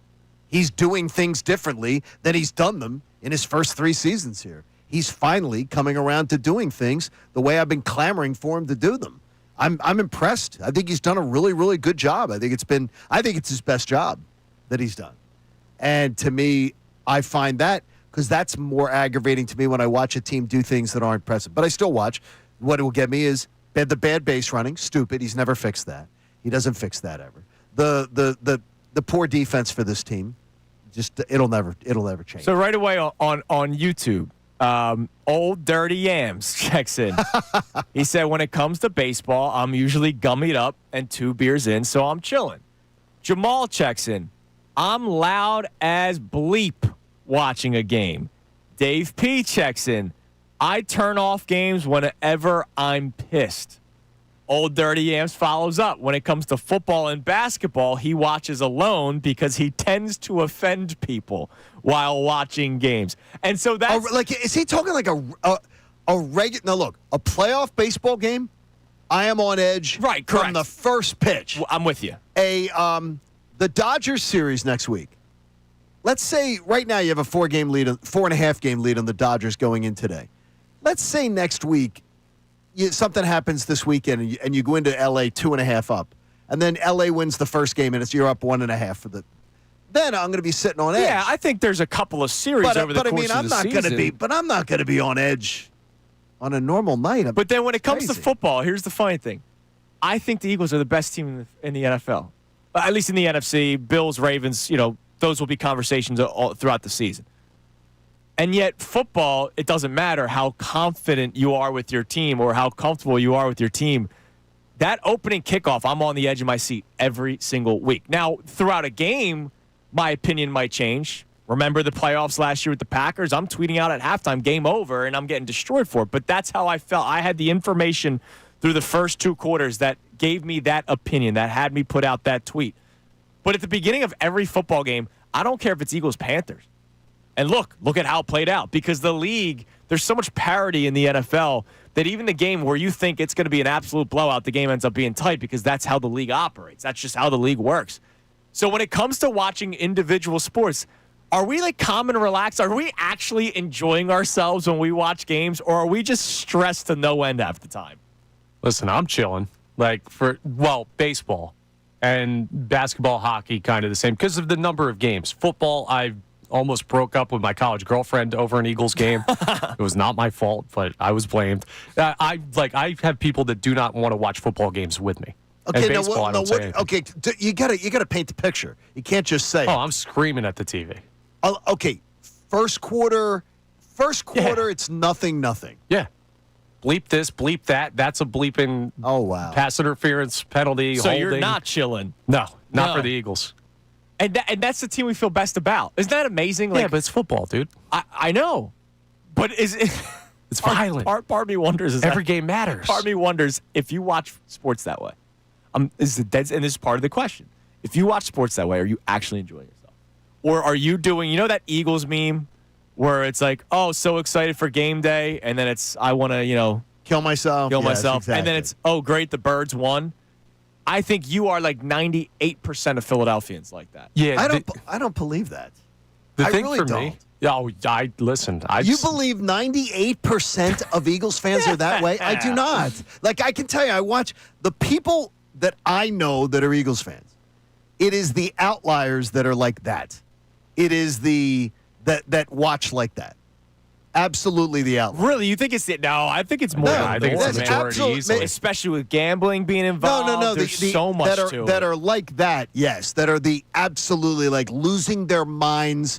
First quarter, nothing game. Things aren't going right. Yes, that is the outlier. Now, it's halftime. It's third quarter. Everything like that. I think everybody can evolve into that. Sure. Or devolve. I just think like sometimes I almost. I don't think that's I think the like normal sports fan. adds so much stress to our life that I wonder how many people actually like once the game's over, you're like, oh, my team won, I'm happy. Yeah. But throughout the game, a lot of you are miserable. Well, it's 3 hours. I ask you all the time. We see it on about social media all the time. I don't understand why some people claim to be fans. Like, I don't understand it because they seem miserable about watching games, rooting for their team, because they don't sound like they're rooting for their team either. They sound like they just want to tear down their team. But you're also seeing social media reaction, not what the person is doing every single pitch, every single play, every single moment. In their house. So more people chiming in on YouTube. I'm glad I got something going here. Natalie P. What's up, Natalie? What's up, Nat? Checks in. I yell the most at basketball, probably. So out of she's any a other basketball sport. yeller. Jamal follows up. Remember, he said he yells at the TV. He doesn't even gamble. Like, it's just for the love of the team, but he's always yelling. All right, YouTubers. Football the most yell because there's no question. I think football is the most yelling. My daughter is 21. She'll swear in a Bible to you. She's heard her father curse once. Yeah. And I cursed an F-bomb when Carson Wentz got injured. Yeah. And she went, Daddy! Right. She was shocked. She couldn't believe that I cursed. She'd never heard her dad curse. Well, because look, and I cursed. And to me that was one of those moments. Like I'm not a cursor, but I will yell at the TV all the time. Right. But think of what a turnover in football means versus a turnover in basketball. All right, you gave up 2 points. Yeah, but I get what Nat's saying though. But a turnover in football, it's like you may have lost the game. I get what Nat's saying though is basketball's frenetic. It's constant movement. Basketball's frenetic, and sometimes like I remember that Knicks, the game that the Sixers just went off and Tyrese went off in the playoffs 2 years ago. Yeah. 2 years ago. I remember I felt like I was having a heart attack. Right. That game. It was up and down and up and down. I felt exhausted. Andrew Ellis, football is absolutely the most yelling. I've woken up my neighbors before when I've had the backdoor slider open. Oh, I watch the games. I watch the games when it's not the Eagles on the back patio. So I want people to chime in on this at 610-632-0975. When it comes to sports, like the individual sports, how do you watch it? Because I feel like half the time people aren't actually relaxed and enjoying themselves, and yet we love it so much. All right, coming up next, we go from that question about how we watch our teams. Now I have a question about how we watch others. We talked about who we wanted to win last night during the show between the Commanders and Packers. I wonder how many of you even care. And the reason why I asked that question is because of the Eagles. It's Kincade and Salciunas, 97.5, The Fanatic. Do you feel unfulfilled? Do your afternoons feel like Groundhog Day because you keep hearing the same?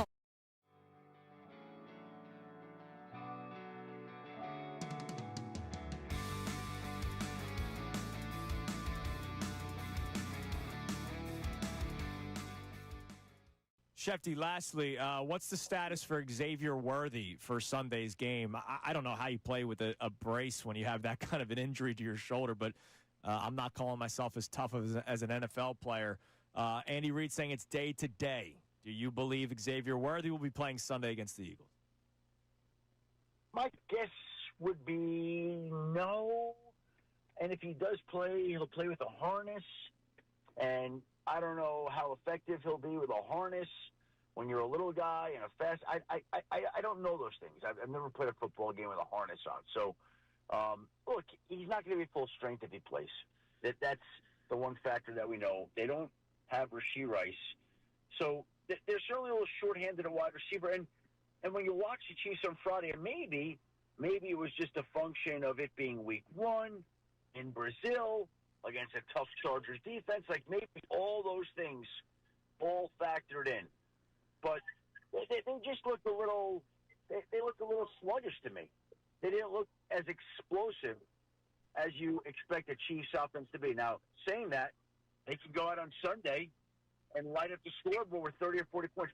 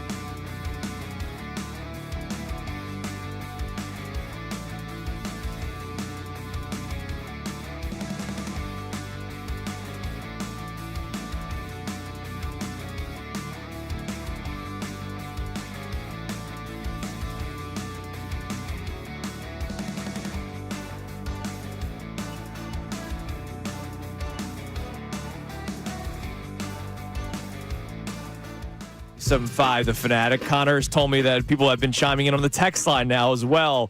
about the conversation of how you watch games and whether or not you actually enjoy yourself during the game itself, or if it's more so the result that we enjoy. So we'll get to that in a second. Yeah, because Carmen thinks that the age thing, by the way, where you guys believe 98% of people act that way, they went, yes, 98% of people in your age group. So 98% of millennials. That's not grown men who have mortgages and lives. Whoa. Hey, he's a grown man with a mortgage and life. Carmen's saying it. Carmen's not mine. I have watched a game at the Brigantine Elks where everybody has a mortgage. Come where on, everybody's Carmen. a grown man.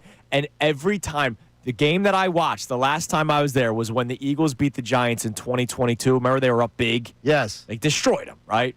Oh, yeah, that was a huge Every one. time there was like a bad play, that place went nuts. And they were all grown men. A lot of them retired.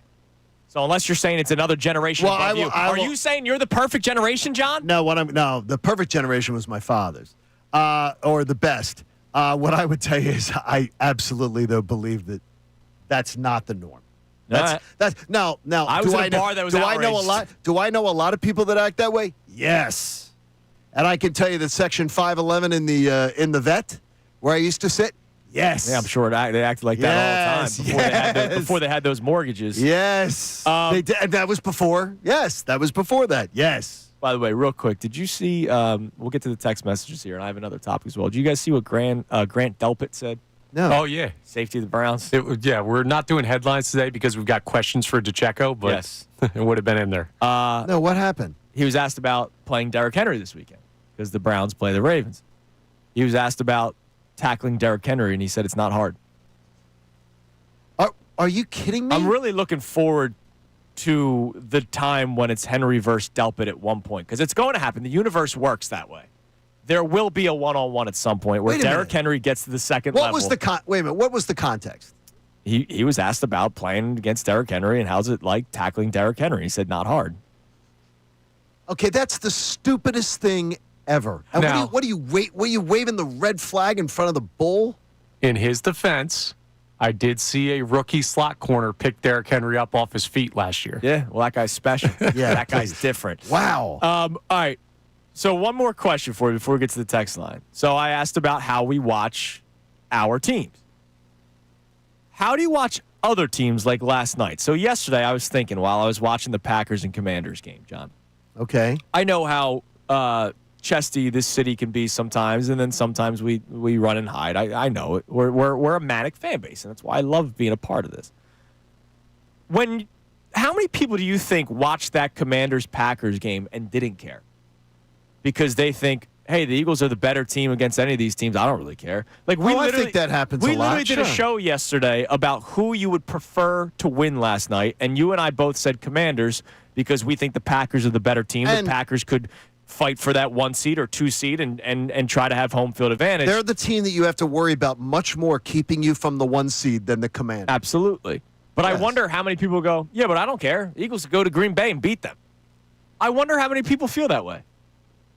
With this Eagles team, I'm not saying with the Phillies. This Eagles team. I always believe there are delusional fans. Okay. Yes, and there are fans that don't understand just the basics that this morning, the Eagles' chances to win the Super Bowl by the odds makers are less than they were yesterday morning, all because the Packers won last night. Yeah, but that doesn't make somebody delusional. They may still think that the Eagles are a better team than the Packers. If they thought that they go, oh, yeah, it doesn't matter who wins that game last night. No, it did matter. It makes it harder for the Eagles to get the number 1 seed. But my point is there may be a person that says, but I think the Eagles are better than the Packers, and so I don't care how it plays out. It still makes it harder to win the NFC. I don't think that's delusional, though. Yeah, harder relative. Yes, you do. If you thought that it didn't make it harder by the Packers winning last night, you're delusional. It did. It made it harder. It was a harder thing if that happened. Sometimes when I drive home, I go down 5th Street, and it's closed, and that makes it harder for me to get home. So I go up 2 blocks to 7th, and it takes me an extra minute. Some people might look at the Packers winning last night and say, yeah, okay, extra minute on my drive home. But the Eagles are still better. So harder, yes, but... Oh, I think the Eagles are a better team than the Packers. I think the Packers have, to me, a more navigatable schedule. The Packers are already 2-0 in the NFC. Right. But this conversation isn't about the 1 seed. Green Bay. Yeah, but it is. That's all I care about because I'm talking about going to the Super Bowl. That's not the question I'm asking. The question I'm asking is whether or not there are people that go, whatever. Go Birds. They're going to win. Okay, well, that's a fan, though, that's not looking at the big picture. They're not studying the big picture. They're just going, yeah, we're great.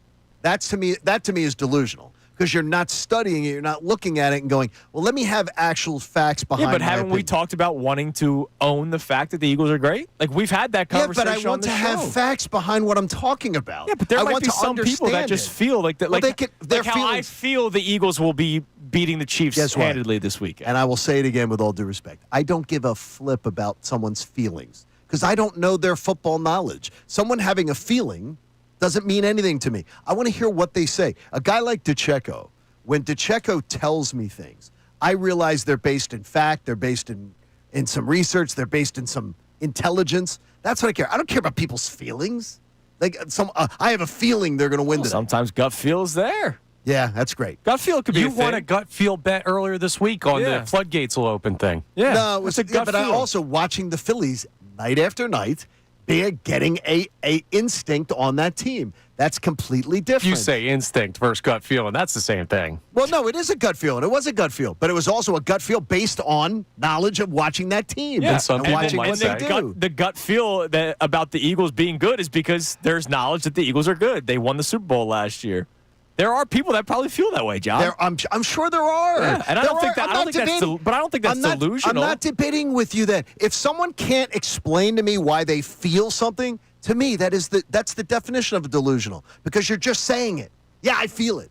I feel like I'm going to win the lottery we haven't tonight. we haven't asked anybody yet to tell us. I don't know because I why don't they think. feel No, so. you know why? I don't believe we have the vast majority of our listeners. I don't believe are like that. I believe the vast majority of our fans are extremely educated and Absolutely. usually come with I think they're doing it because of this. I think they're doing it because of that. But going into yesterday's game, it absolutely was crazy to think, oh, it didn't matter who won. That was ridiculous because it does. It makes it tougher. The Eagles make it tougher. The I'm Eagles' with you. odds to win the NFC went down because of the Packers winning last night. Sure, Made it harder. but the Eagles are still a better team. I think they are the better team, but it still makes it a tougher So I path. wonder how many people felt that way watching the game last night. You can climb in on that They as still well. are. Yeah. 610 Johnny Green Bay over there. 0975. Yeah, I got They are tough. I got Connie Commanders. I got Johnny Packers. Like, man, I warned you all. Well, no, I was told all summer they weren't that good. They weren't going to be a threat. They're not as good as the Eagles. No, I don't believe they are. I never said they were. Exactly. Never said they were. Oh, my feet are up again. Mm-hmm. All right, coming up next, our man Andrew Deco will join us for the remainder of the show. Reminder, I haven't seen him yet. 8:10, instead of today's headlines, 8:10, we're doing questions for DeCecco. So start sending those in at 610-632-0975. Questions for this upcoming game, specifically between the Eagles and Chiefs, and we'll roll through those in that 10-minute segment. But before we even do that, what do the Eagles need to build off of from week one?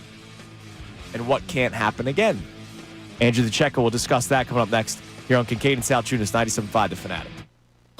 Now on 97.5 The Fanatic Sports Update.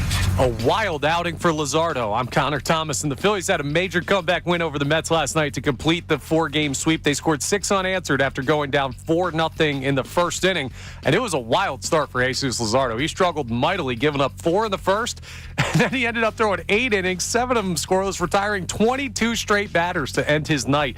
Otto Kemp led the way for the offense, went 2 for 4 with a homer and 3 RBIs. Rob Thompson talked about the big win and the big series win after the game. Was probably as impressive a win as we've had all year. You know, Lazardo gives up the 4 in the first, and then he just settled right in. It's really unbelievable, and the offense kept coming. They just didn't quit, and yeah, it was just a great win overall. Phils now have an 11-game lead in the NL East. They'll play the Royals for 3 games starting tonight, 6:45 the time for first pitch. Michael Lorenzen back in town, starting for the Royals. Walker Buehler debuting for the Phillies tonight.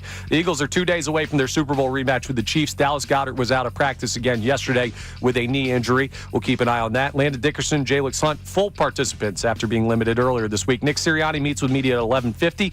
Andrew DeCecco joins us coming up next. This update's brought to you by King's Hawaiian Sliders. Eli Manning reminds you there's nothing like football and King's Hawaiian Sliders.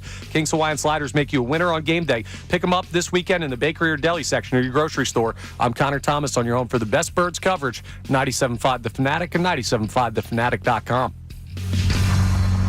Yo, everybody, it's Bill Collins.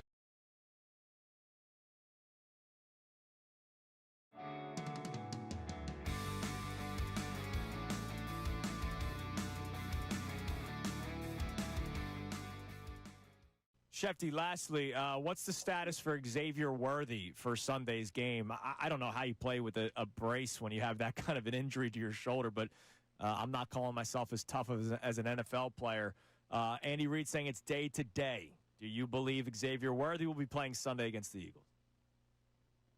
My guess would be no. And if he does play, he'll play with a harness. And I don't know how effective he'll be with a harness when you're a little guy and a fast. I don't know those things. I've never played a football game with a harness on. So, look, he's not going to be full strength if he plays. That's the one factor that we know. They don't have Rashee Rice. So they're certainly a little short-handed at wide receiver. And when you watch the Chiefs on Friday, and maybe it was just a function of it being week one in Brazil against a tough Chargers defense. Like maybe all those things all factored in. But they just looked a little they looked a little sluggish to me. They didn't look as explosive as you expect a Chiefs offense to be. Now, saying that, they can go out on Sunday and light up the scoreboard with 30 or 40 points.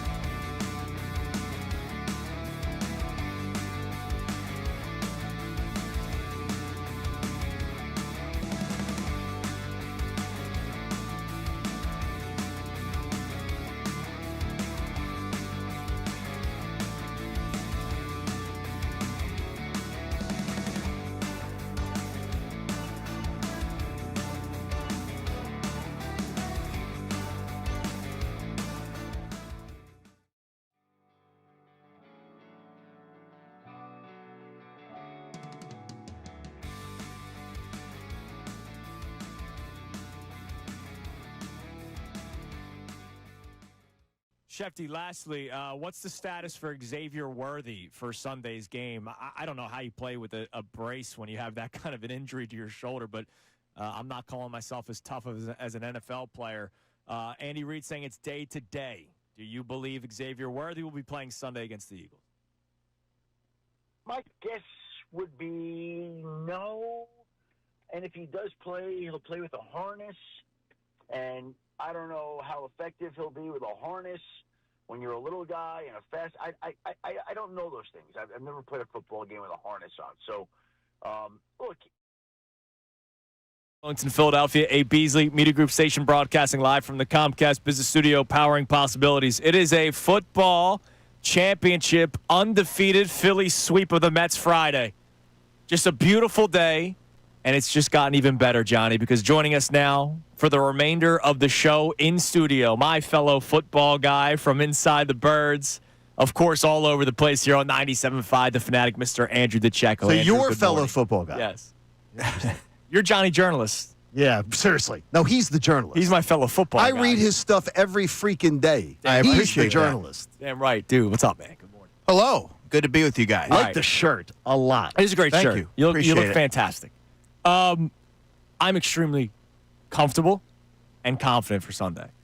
And I'm so comfortable and confident. You know, sometimes you feel so confident that you go, oh, my God, I'm worried that I'm so confident. I've even surpassed that.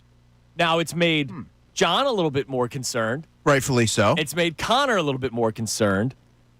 I need to get your analysis on this game, as we will for the next 2 hours. We have a boatload of Yeah, I questions want your for you. analysis on you. I want you But peeing on, in a but, cup. on, but on Yeah, this. well, but on this. But like, first of all, I'm curious as to why you're so confident in this game. So, first off, we don't know if Xavier Worthy's playing, and if he does, how much of a factor could he actually be?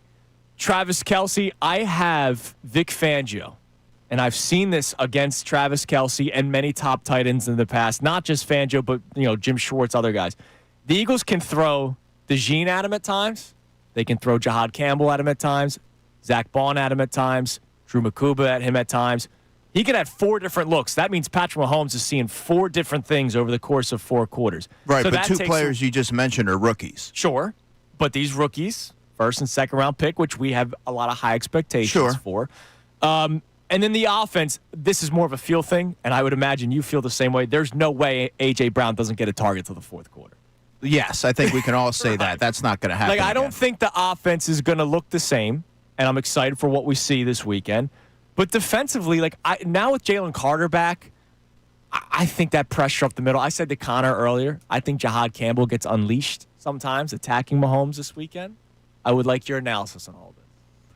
So a lot of what you said is fair. Now, a veteran quarterback like Patrick Mahomes is likely going to test Jahad Campbell in coverage and Drew Makuba and Sidney Brown when the Eagles are in base defense with Travis Kelce. That's their primary option offensively when they take to the aerial attack.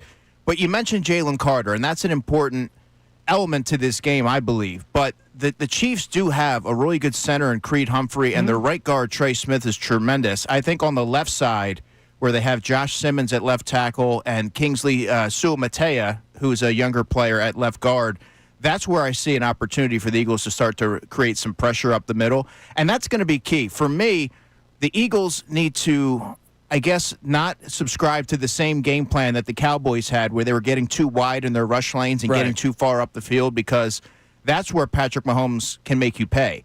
They don't have a lot of weapons on the outside, so this is a really good test for Adoree Jackson.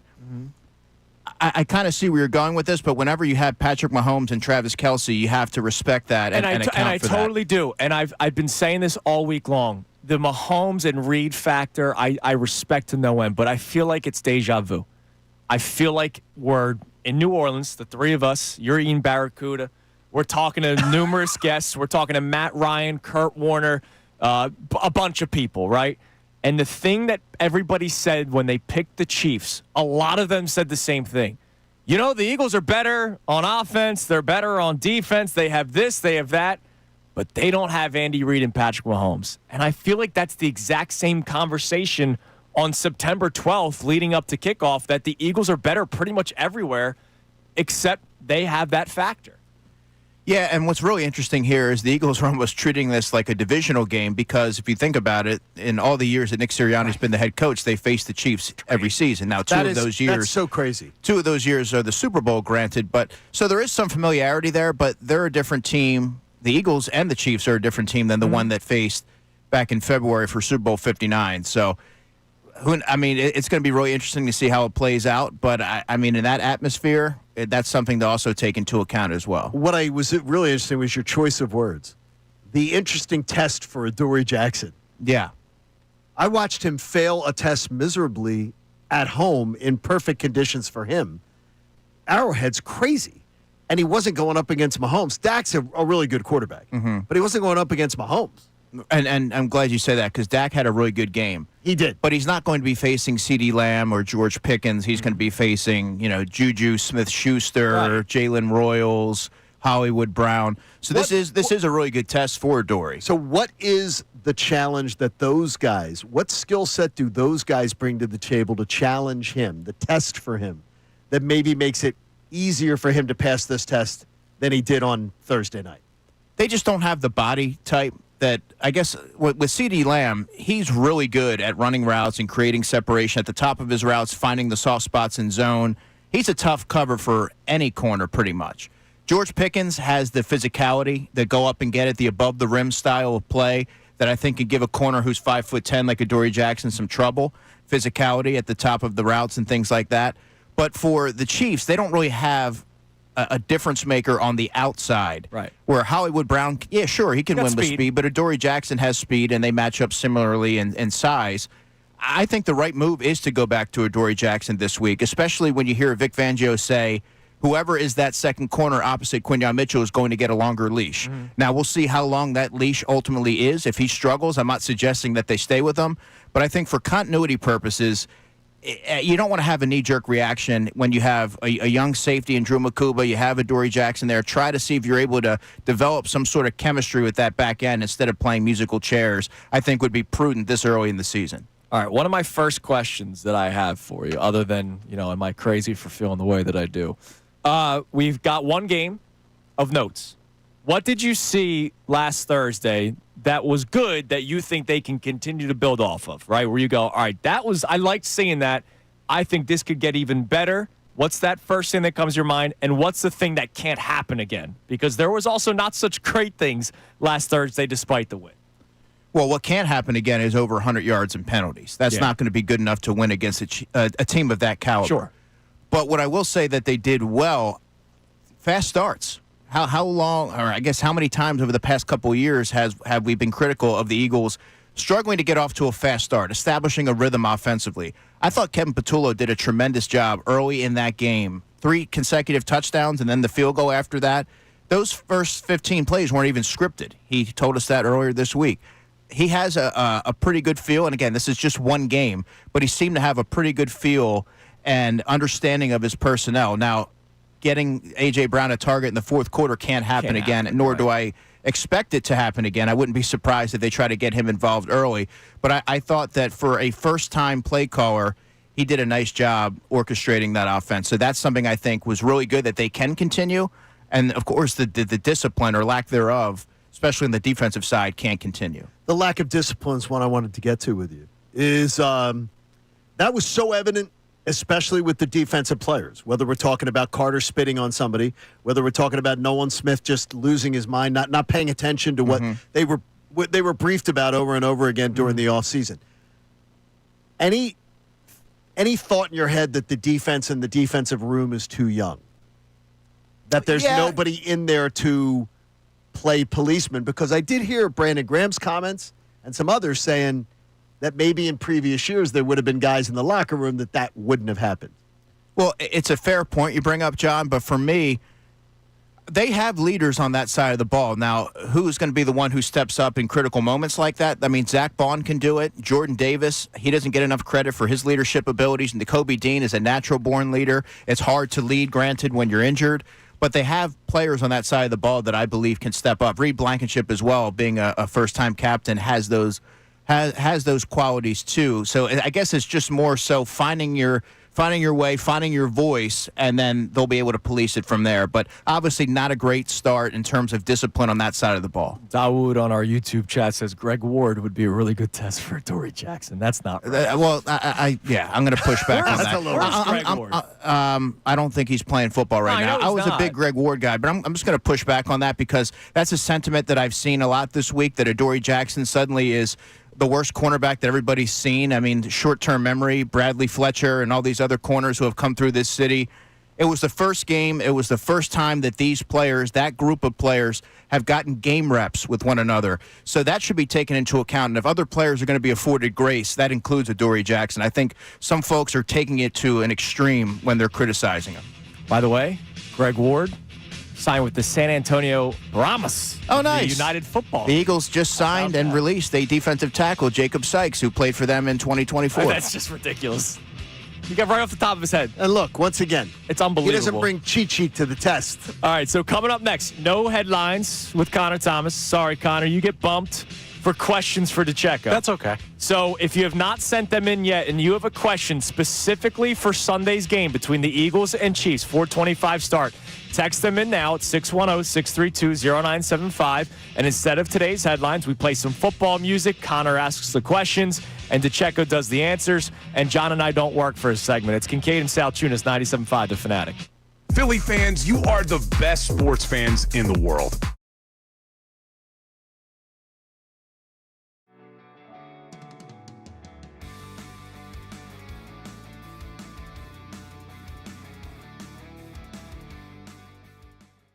Shefty, lastly, what's the status for Xavier Worthy for Sunday's game? I don't know how you play with a brace when you have that kind of an injury to your shoulder, but I'm not calling myself as tough as an NFL player.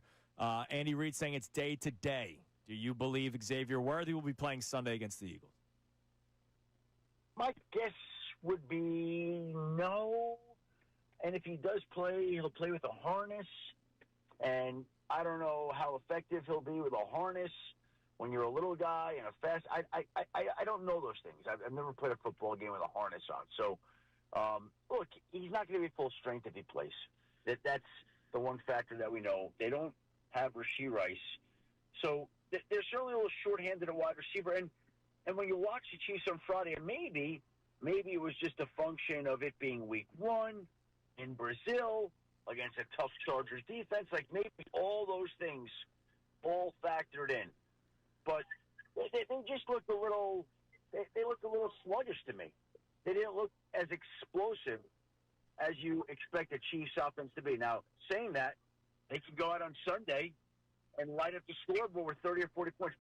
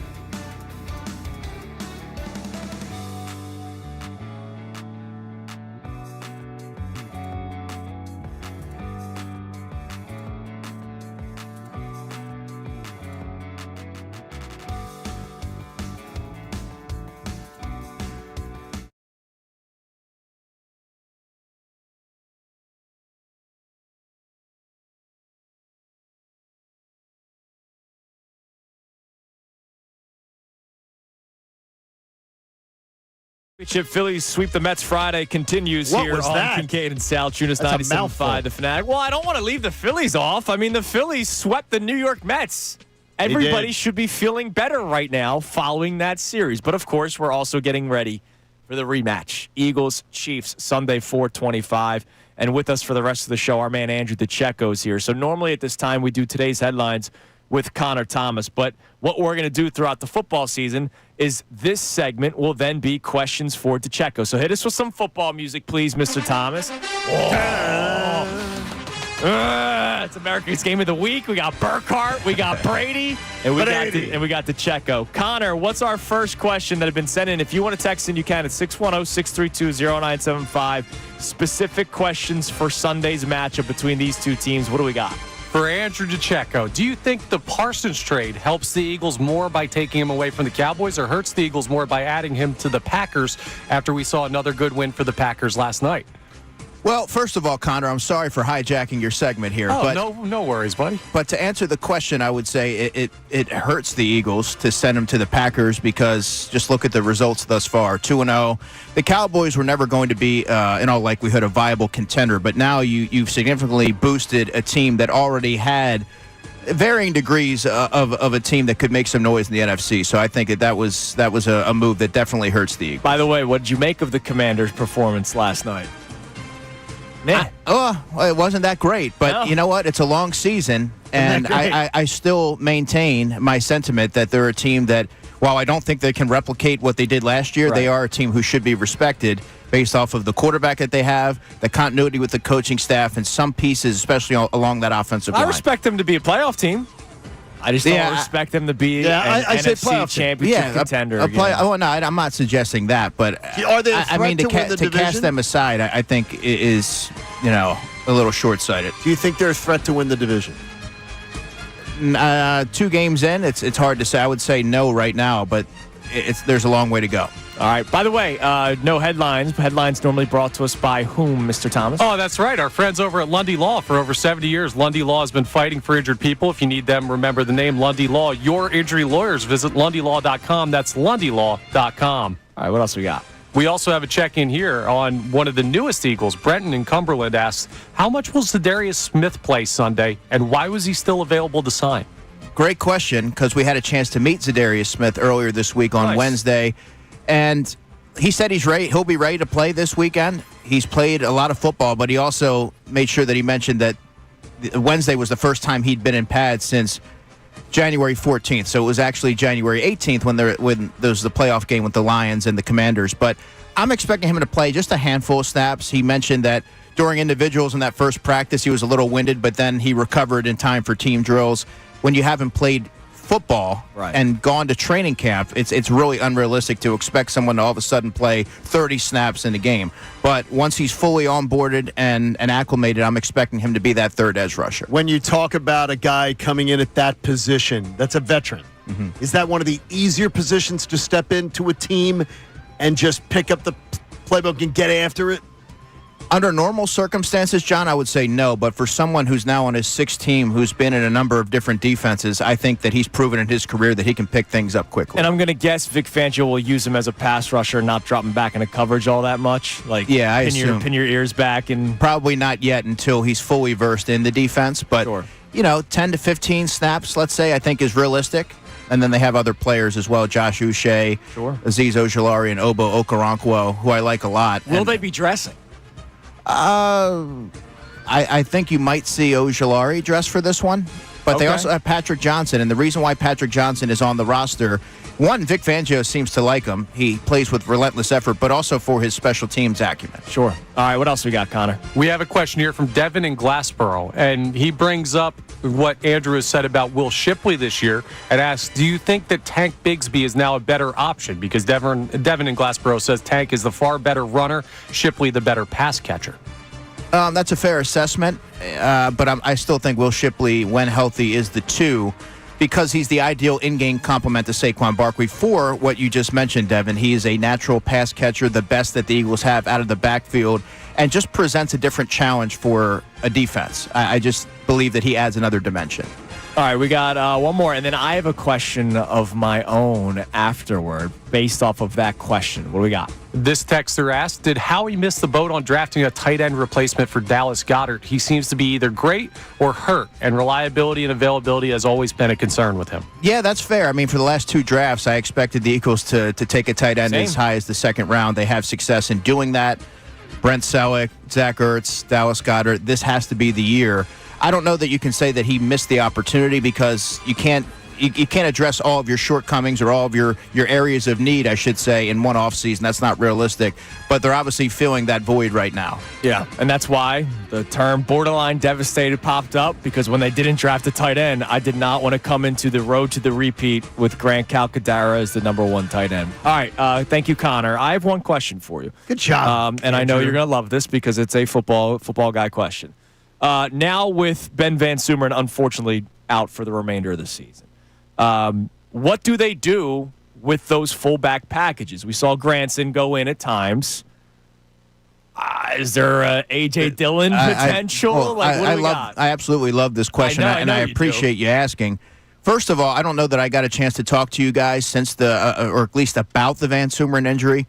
But it is a really tough break for a player who did everything to get back, to beat his timeline. Sure. He suffered the knee injury last November, was really excited about being a part of the football team. The team had a role for him offensively, maybe even in the return game perhaps, certainly on special teams. And to see it go like that 6 seconds in is really tough. So you feel for him. It's sad. But to answer your question, I would say they have Kylan Granson, who was the in-game replacement, and I guess what Kevin Patullo said earlier this week is that those players are still going to be in the mix, and he mentioned Kylan Granson, but he also mentioned Cameron Latu, who was a tight end in training camp. He wore number 49, made the practice squad, was wearing number 87, and then the day after when they're going through warm-ups, I noticed that he was wearing number 36. So I think that he gives them some of that potential optionality there at fullback. He would be a guy that you should be keeping an eye on in terms of game day elevations because of what he can do in that area. And then you hear what Kevin Patullo had to say. You hear how this guy just spits out all these numbers? Do you have all 3 of his jerseys? Why would I? He doesn't wear jerseys. That was awesome. No notes. That was awesome. Unbelievable. All right, coming up next, man. That's great. And I love how much you appreciated the fullback question. Yeah, well, we go a little bit beneath the surface here, and I appreciate that. All right. Thanks to the listeners for the questions. We saw how the offense used Dallas Goedert last week. We saw how they used him the last time they played the Chiefs. What does the offense look like if he's out on Sunday? It's Kincade and Salciunas here on 97.5 The Fanatic. Now on 97.5 The Fanatic Sports Update. A 4-game sweep for the Phils. I'm Connor Thomas, and the Phillies had a major comeback win to complete the 4-game sweep over the Mets. They were down 4-0 early in last night's game. Jesus Lazardo, he gave up all 4 of those in the first. And then all he did was throw 8 innings, 7 of them scoreless, and retired 22 straight batters to end his night. It was a great bounce back by him, and Otto Kemp led the way for the offense bouncing back. He went 2 for 4 with a homer and 3 RBIs. It was a great overall series for the Phils, and Rob Thompson talked about it after the game. Was probably as impressive a win as we've had all year. You know, Lazardo gives up the 4 in the first, and then he just settled right in. It's really unbelievable, and the offense kept coming. They just didn't quit, and it was just a great win overall. And the Phils leading the division. It's great, too. It's up to 11 games. They'll play the Royals for 3 at the bank starting tonight. Game 1 is at 6:45 with Michael Lorenzen on the mound for KC, Walker Buehler making his Phillies debut. The Eagles are 2 days away from their Super Bowl rematch with the Chiefs. Dallas Goedert again out of practice yesterday with a knee injury. Landon Dickerson and Jalix Hunt were full participants. We'll hear an update from Nick Sirianni at 11:50 this morning. We'll talk to Kevin Negandhi coming up at 8:55, and Sam McDowell of the Kansas City Star joins us at 9:30. This update is brought to you by Bradford White Water Heaters. When you need a new water heater, choose one that's built to be the best. Choose Bradford White. I'm Connor Thomas on your home for the best birds coverage, 97.5 The Fanatic and 97.5 The Fanatic.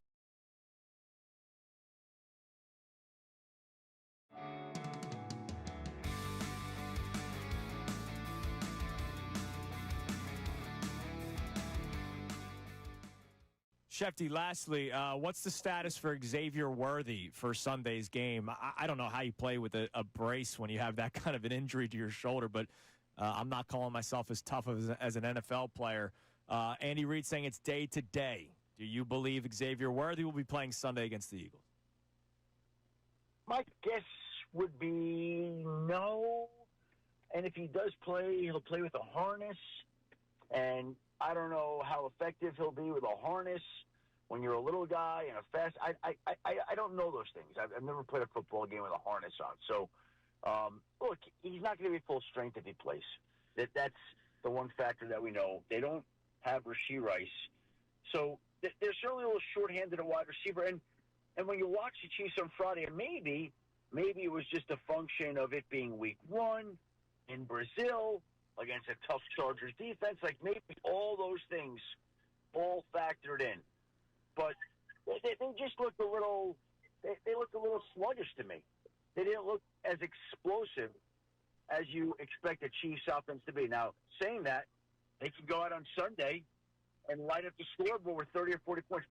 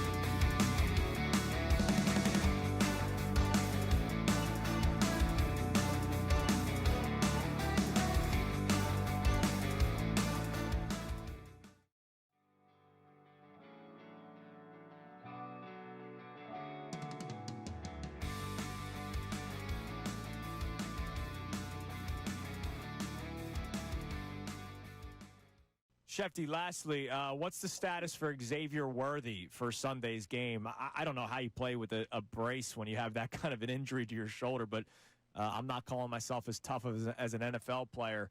Andy Reid saying it's day to day. Do you believe Xavier Worthy will be playing Sunday against the Eagles? My guess would be no. And if he does play, he'll play with a harness.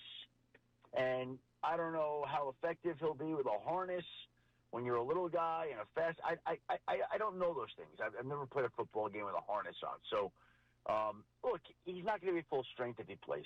That's the one factor that we know. They don't have Rashee Rice. So they're certainly a little short-handed at wide receiver. And when you watch the Chiefs on Friday, and maybe it was just a function of it being week 1 in Brazil against a tough Chargers defense. Like maybe all those things all factored in. But they just looked a little they looked a little sluggish to me. They didn't look as explosive. Show today. Kevin Nagandi going to be joining us coming up at 8:55 for his Friday hit. Always love our discussions with Kevin, who I'm sure is fired up for week 2 between the Eagles and the Chiefs. I saw an interesting article on Fox that I want to get to with you guys around 8:40 this morning. The 5 most defining plays in Super Bowl 59. I'm curious. The 5 most defining plays. I'm curious if we feel the same way as the person that put these together. So we'll get to that coming up in a little bit. But, Andrew, I have another question for you, and then obviously we'll check our text line on all the discussions that we've had today. We've been talking Phillies as well and how we watch games as fans, if whether or not it's more so the result that we're happy about and not really the in-game experience, because I think people are manic in the city, and that should be any city. I think that's any sports town. What does the offense look like on Sunday if Dallas Goedert is not in it? Because he was used in the Super Bowl. He was obviously used week 1. That's where Jalen went to most early on, especially. If he's not playing Sunday, what does this offense look like? Well, it severely hamstrings what the Eagles can do, obviously from a personnel standpoint. But if you really look at it, and I'll circle back to my answer here, the Eagles lost Johnny Wilson, Ben Van Sumeren, and they're not going to have Dallas Goedert this week. Those are 3 key pieces to the blocking element of what they do in the running game. But I think it severely hurts the passing game, for one, because you have Jalen Hurts, who seemingly has established that rapport with Dallas. Right. 7 targets, 7 receptions, 44 yards in the opener. He's the quintessential player that they want to get involved early in games, and especially when you look at for Jalen Hurts, how do you get a quarterback settled into the flow of the game? Well, you establish the rhythmic passing game by using your safety valve, and that's Dallas Goedert. But in the running game as well is where I think that they're going to feel that impact. And the Kansas City Chiefs, with Steve Spagnuolo there, they've done a really good job of bottling up Saquon Barkley. I shouldn't say they have. They did in the Super Bowl. So that's something that I think that you're going to see take shape pretty early. But Grant Calcaterra is a solid receiver. He's a willing blocker, but that's not his area of expertise. I do believe you're going to see that manifest in a lot more targets for A.J. Brown and Devontae Smith, because they have beatable corners, and Jalen Watson, who was victimized on the dagger play in the Super Bowl. Trent McDuffie's a nice player, but he's a little bit more undersized.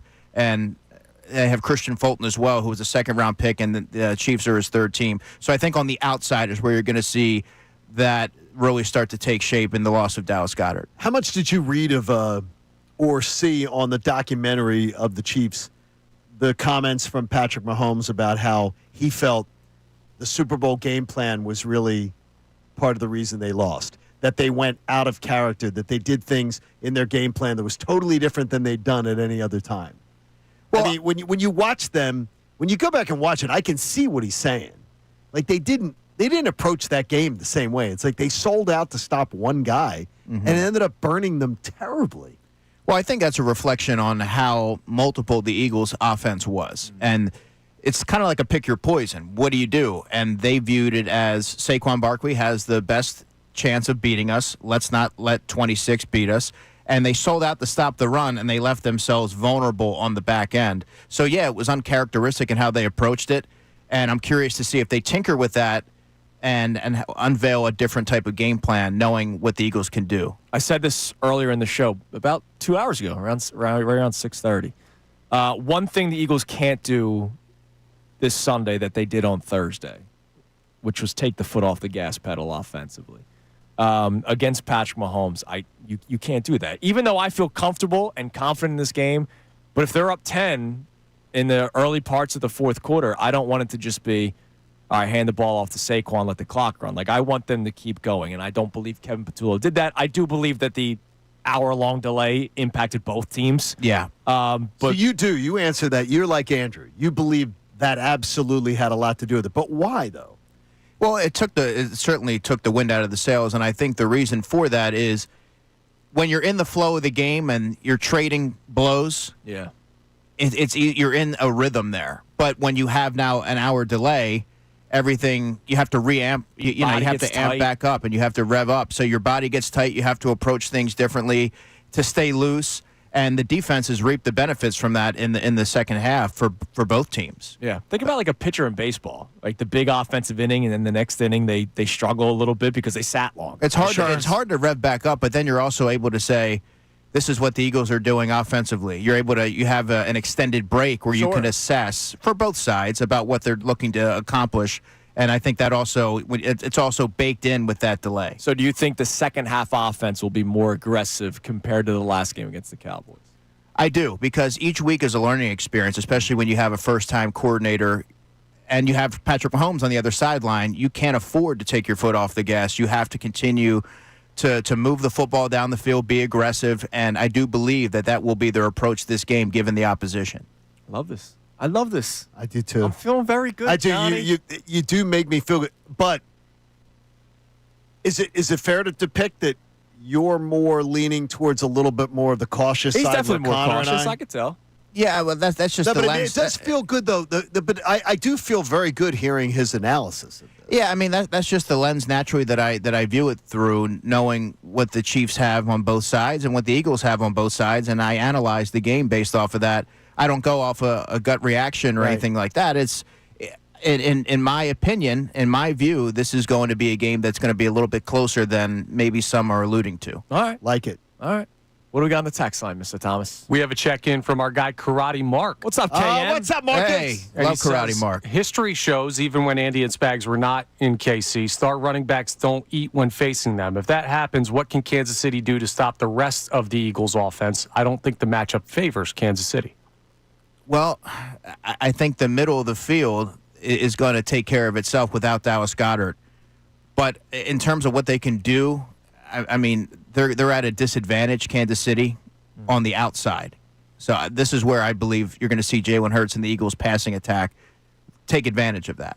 The dagger. But who knows? But this could be a big spot for Jahan Dotson to come up with a big play, getting vertical like he did.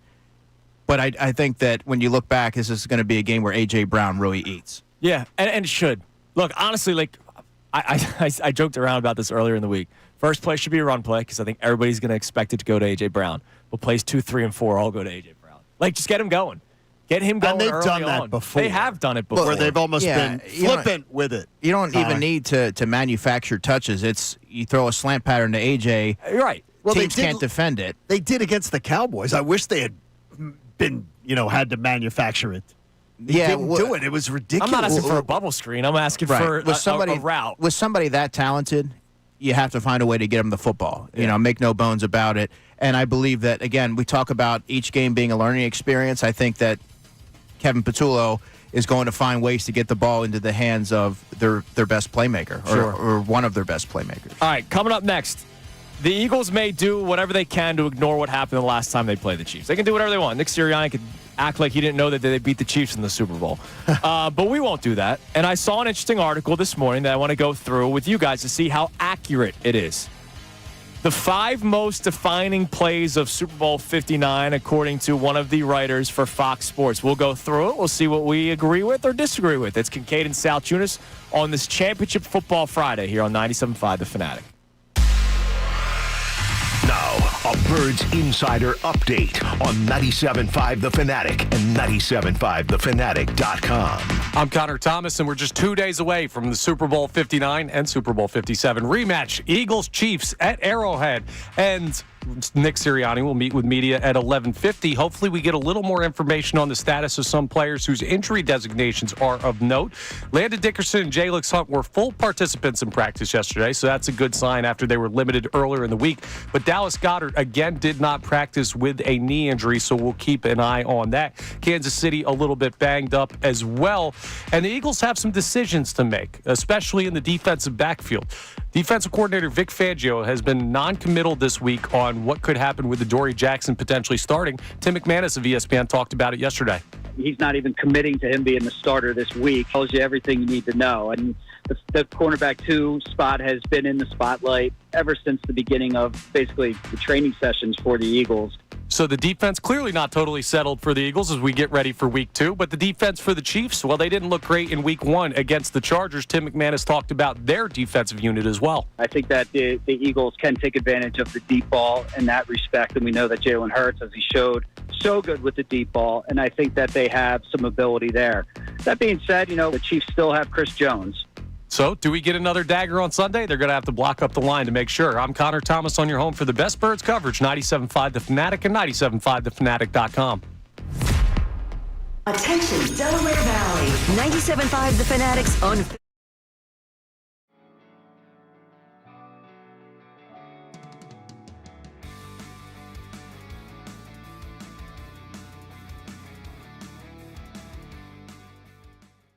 Shefty, lastly, what's the status for Xavier Worthy for Sunday's game? I don't know how you play with a brace when you have that kind of an injury to your shoulder, but I'm not calling myself as tough as an NFL player.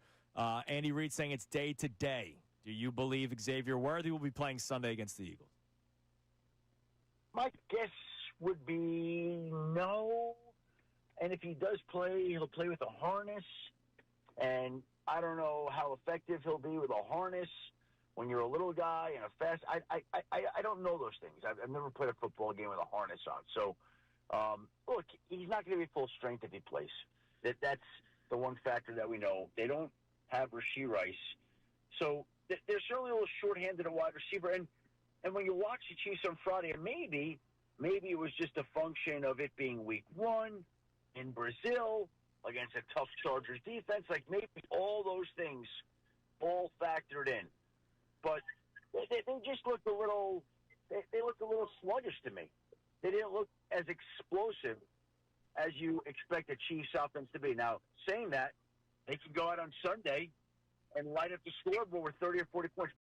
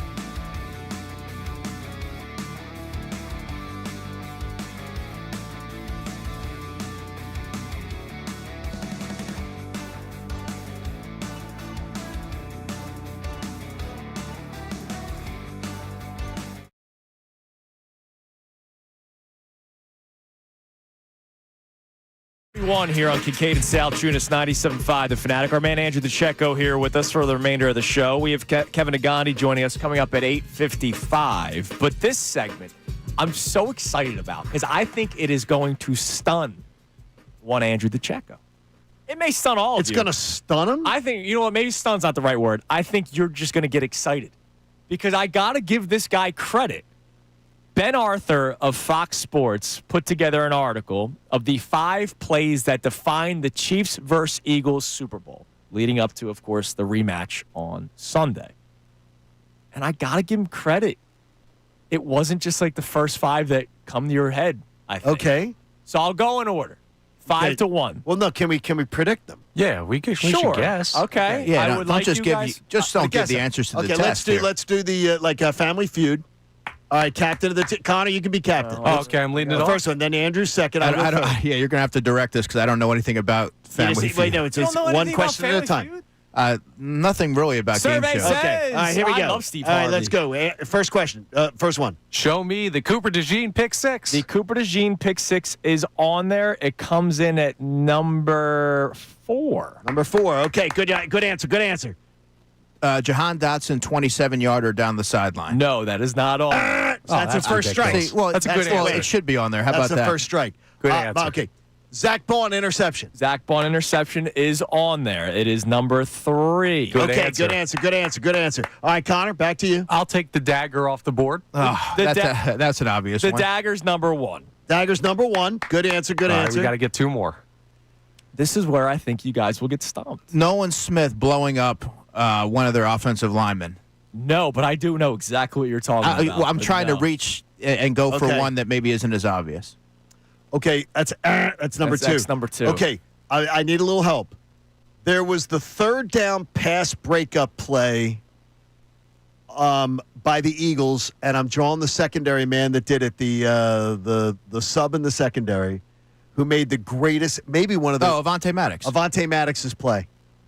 When did that happen? At the third end, quarter. Third quarter. quarter. All right, then no, that's not It on didn't there. make it. I think it should be. All right. It should be Here- on there. When Here they are still your had a other chance 2. to do something. And Okay. this is where I think you would be proud of this writer, Ben Arthur. The 5th one that they put, Travis Kelce's drop in the second quarter. Chiefs were 3rd and 3 on their own 9-yard line. And Travis Kelce was open, and he just dropped it. Yeah. And Yeah, it would have been a first swung, down. That swung stuff. Sure. I would have been more proud if he put the Jahan Dotson one on there because then I would have been right, but whatever. Number 2, it was Josh Sweat kills Chiefs' first drive out of halftime. Wait, was it the 2 sacks? The Chiefs hoped to finally get in a rhythm There were by 3 starting sacks? the third quarter on the right note, but edge rusher Sweat had other plans. He followed up a sack by teammate Jordan Davis with one of his own on 2nd and long, blowing through right tackle Jawan Taylor and a chip by running back Isaiah Pacheco. Sweat sack put Kansas City into a 3rd and 17, leading to a punt. So it kills all momentum to start the second half. Well, I think what we've learned here is that there's a number of plays that are Right. qualifying, Yeah. worthy of that top 5 spot. All right, so would you kick any of those out and put something else in, which is my follow-up to this exercise? So you were very high on the Jahan Dotson play. Yeah, early on. it set the tone offensively and got the Eagles rolling. So for me, I would put that in there. Okay. I would put and maybe it's just more iconic, but like the Jalen Carter hands in the face of Patrick Mahomes. Yeah. And just like, this is how this game's going, man. But I just don't remember when that happened. You guys remember? Jalen Carter one? I think that was 4th quarter. Was that at the end? I think it was 4th quarter. It just makes me And think then of that And I game. think the Jalen game was Hunt got out. a sack in Jalen that Hunt. one. I think Yeah. the game was out of control by the time that happened. Yeah, Yeah. there's the Milton Williams strip sack that gets forgotten as far as turnovers go. That's a big That was one. also 4th quarter, though, wasn't it? I think that might have been 3rd. I think it was 27-0 when that happened, or 27. Isn't it crazy that the game was such a beatdown that like I have to try to remember when some of these happened? Like I can remember everything about February 4th, Like I don't think 2018. that was. Yeah, I don't think that was the same. I'll tell you, if you want to play that, like if you're looking at all of the Eagles' postseason memories, the Oren Burks forced fumble on the opening kickoff of that Packers game needs to be in there. That's a big but one. For, Which, for by the way, they're still debating in Green Bay, saying it was not. Oh, are they really? I didn't even Saying know it that. shouldn't have. Oh, yes. Because Wow. last time I did a Green Bay radio hit before the season started, which they just love having. They literally get so pissed every time I'm on, but they love having me back. They're still debating that should not have been a fumble. It was pretty evident. That but was evident to me. Evident to me. I said, I don't know why it wouldn't have been. So yeah, I got no problem. Yeah, but I think Andrew, the Josh Sweat sequence should be in there because you can make an argument that he was eligible for Super Bowl MVP because he made his plays when the game was still competitive. 2.5 sacks, right? He had 2.5 sacks. Yeah. Remember before the Super Bowl, the three of us were doing the show on Radio Row, and they had the big banners of the two teams, and Hurts was on one of them, and Patrick Mahomes was on one of them, but then it was like Josh Sweat and Isaiah Pacheco. Yeah. And we were like, well, those are interesting names to have picked. Like, not Barkley, not Jalen Carter. And then Josh Sweat they ended up having player 1 and player 2 in terms of the MVP voting. Yeah, he has a banner game. Yeah, they had the script. Yes, they did. You're right. All right, Connor, what do we got on the text line at 610-632-0975? All right, so we have people still checking in on this whole conversation between the Commanders and Packers that we saw last night. All right. And everything going on with that. So I'd love Andrew's thoughts further on that conversation. Ben checks in and says, Jaden Daniels is the third best quarterback in the division after last night. You don't make the playoffs typically with the third best QB in the division. I think Dak and Hurts are both better. I mean, I respect your opinion, but it's asinine. I mean, to suggest that Jaden Daniels, this is the level of extreme that it's prudent to avoid. I mean, it's 2 weeks into the season. Jaden Daniels is the second best quarterback in the division, and I say that pretty comfortably. Yeah, I had no problem with that. Yeah. Wow, I am going to disagree with Pacheco for the first time. I think Dak's much more proven. Much more proven. You can be much proven, more. When I see but Jaden Daniels throw the ball downfield like ever, I'll start to think about it. Dak Prescott may be the best passer in the division.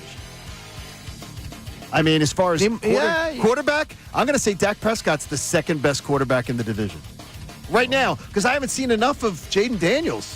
He could be. I just think he's shown enough that I think for me puts him in that number 2 spot. But I trust your eyes. But you can't really go wrong because Dak Prescott is a quarterback that I don't think gets enough credit for what he's done, especially in this town. Take the playoffs aside. I mean, his body of work, he's pretty consistent.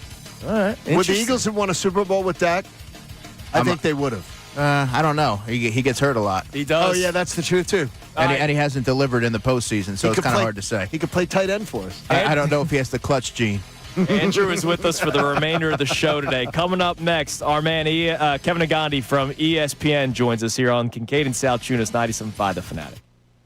Now on 97.5 The Fanatic Sports Update. A huge series win for the Phils. I'm Connor Thomas, and the Phillies had a major comeback in their final game of their 4-game set with the Mets last night. They scored 6 unanswered after going down 4-0 in the first. They win the series. They sweep the series. And Jesus Lazardo, he struggled early, giving up 4 in the first, and then threw 7 more scoreless innings. He retired 22 straight from the end of the first on to the end of his outing. Otto Kemp, 3 RBI night, 2 for 4 with a homer. It was a great overall series, a great overall game for the Phillies with the comeback, and Rob Thompson talked about it. Was probably as impressive a win as we've had all year. You know, Lazardo gives up the 4 in the first, and then he just settled right in. It's really unbelievable, and the offense kept coming. They just didn't quit, and it was just a great win overall.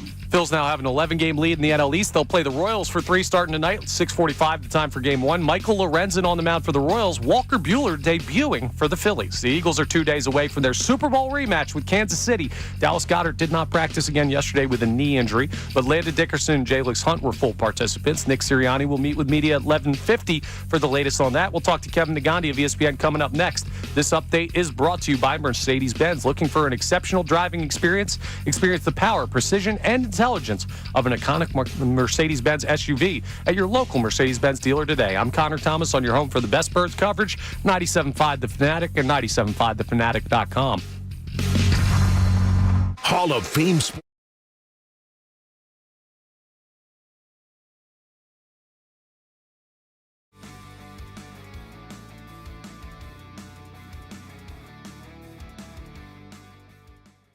Shefty, lastly, what's the status for Xavier Worthy for Sunday's game? I don't know how you play with a brace when you have that kind of an injury to your shoulder, but I'm not calling myself as tough as an NFL player. Andy Reid saying it's day to day. Do you believe Xavier Worthy will be playing Sunday against the Eagles? My guess would be no. And if he does play, he'll play with a harness. And I don't know how effective he'll be with a harness when you're a little guy and a fast. I don't know those things. I've never played a football game with a harness on. So, look, he's not going to be full strength if he plays. That's the one factor that we know. They don't have Rashee Rice. So they're certainly a little shorthanded at wide receiver. And when you watch the Chiefs on Friday, and maybe it was just a function of it being week 1 in Brazil against a tough Chargers defense. Like maybe all those things all factored in. But they just looked a little they looked a little sluggish to me. They didn't look as explosive as you expect a Chiefs offense to be. Now, saying that, they can go out on Sunday and light up the scoreboard with 30 or 40 points.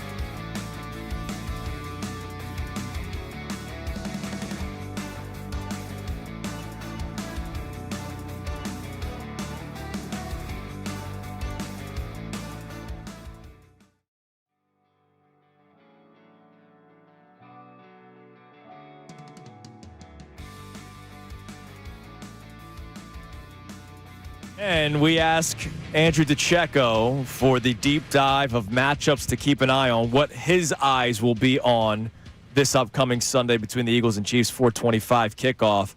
But joining us now on the Comcast Business Hotline, where every day in business is a big day, Let Comcast Business help you move forward with what's next. He is one of our favorites from ESPN. And, oh, by the way, you're listening to 97.5 The Fanatic, WPEN, WPN HD1 Burlington, Philadelphia, a Beasley Media Group station broadcasting live from the Comcast Business Studio, powering possibilities. Not only is he fired up for Sunday's matchup between the Eagles and Chiefs, I imagine he's a little fired up for tomorrow afternoon. Lincoln Financial Field, the Owls battling the Sooners. Kevin, good morning. Good morning, fellas. How we doing? You sound a bit subdued this morning. Is it the pre-Oklahoma game? Is it the Eagles haven't played in 8 days? What's going on? It's my puppy who woke me up at 5:30 this morning. You got a problem. You got a problem. You got a problem child in the house. That could be it too. Come on now. That could be it too. It's my puppy waking me up at 5:30. We go outside. He does his thing, and then he knocks over the trash can and wakes up the neighborhood because he's chasing a bunny. All that stuff. So just a beautiful Friday morning, Kevin. That's all. Yeah, we've got our fourth kid in the family. So, but he's a good boy. He's just a puppy. That's all. That's awesome. And I'm also saving the pipes. John, you understand this. Oh, yes. I've got a big weekend coming up. Believe me, on Saturdays, I would imagine you're exhausted when you hit the pillow. Very much so, but you're so wired when you do, what we do, it's hard to kind of like chill out. So you don't go to bed till probably 1 or 2 in the morning because, again, you're wired from all day being on TV. And then it's early in the morning. I'm up because coaching one of my boys in flag football. My other boy's playing tackle football. My daughter's in cheerleading, so we get up and go. So Sundays are get up, and it's all about the kids. It's always busy in the Nagandi household. It's good. That is good. All right, so Kevin, I've been talking about this with John, my man Andrew Deco, with Connor, and our incredible listeners, our YouTube chat. I am very, very, very comfortable and confident in Sunday's game. I've explained my reasoning. I'm just wondering if you think I'm a lunatic for being comfortable and confident. Some people think I am. Some people are on my side. Where are you with this upcoming Eagles game against the Chiefs? I'm not comfortable. Not at all. I'm far from that. I think the Chiefs are going to play desperate football. And every time, it seems like sometime in September, the last few years, we've said the same thing about the Chiefs. Is it over? Is the run over? And when you have Andy there and you have Mahomes there, it's never over, right? So I don't feel comfortable going into the game. I have concerns with Goddard not being there and considering how much of a role he played, and A.J. Brown not being involved in the offense and maybe not looking as explosive. And is he dealing with a hamstring injury? To what extent? I'm concerned about that because if you lose Goddard, is this now going to be Devontae Smith catching, 7-8 passes for 80 yards because we need some short passes? Because let's not forget, they played a defense in the Super Bowl, and Spags had them all in on Saquon. So I have some concerns going in this game, and we haven't figured out that second cornerback. I'm anxious to see just how the Eagles react to this young team coming into this with the expectations to be favored at Arrowhead. I think it just adds. It's a new swagger too, so I like that Without too. question. Expectation. I'm very anxious to see that. But and I think that's Vegas saying, the Chiefs don't have any offensive weapons because, Travis Kelce is not – he's past his prime. He's not the Travis Kelce that really saved this offense when they didn't have a bunch of playmakers on the outside. And then you beat up at wide receiver. We'll see if Worthy gets a shot because I know he was a limited guy in practice coming off that dislocated shoulder. So I'm concerned also, Mahomes is Mahomes, man. He's still in his prime years. He's going to find a way. And we don't have the pass rushers that we had in that Super Bowl, like the Sweats and the Williams. So where are we going to get the pressure? I hope Nolan Smith, loves the idea of Jalen Carter now pushing up front now, and all he could focus on is just go get the quarterback more than anything else. Penalties played a role here. So I think that line is a little telling as well. It's moved multiple times. Eagles favored at 1.5 right now is That doesn't happen to Patrick Mahomes at home. Well, that's why I feel even better that it's moved in the favor of the Eagles since the line opened up at Chiefs -2.5. But are you okay with the cornerback situation? I can't see Adoree. I mean, he's going to get the start, but I can't see Adoree Jackson playing in the second quarter if he's still going to be 8 yards off a guy when it's second and short or third and short. I also don't see him playing CeeDee Lamb or George Pickens, and I think that's part of my confidence. And I don't think Patrick Mahomes, even though he can create time, I don't think he will have as much time to stand tall in the pocket like Dak did now that Jalen Carter will be playing. I do believe that played well, I think we all know it. It's not a belief. Massive, yeah. We all know how major of an impact Jalen Carter makes on the field, and I believe that Nolan Smith and Jalix Hunt really benefit from having Jalen Carter, as did Milton Williams, who you mentioned, who got paid $100 million this offseason, as did Josh Sweat, who made a lot of money going to Arizona. It all goes around Jalen Carter. Yes, it does. We saw it. Cowboys saw it. They adjusted their game plan and started saying, hey, we're just going to run up the gut now. 98's not there. It changed everything.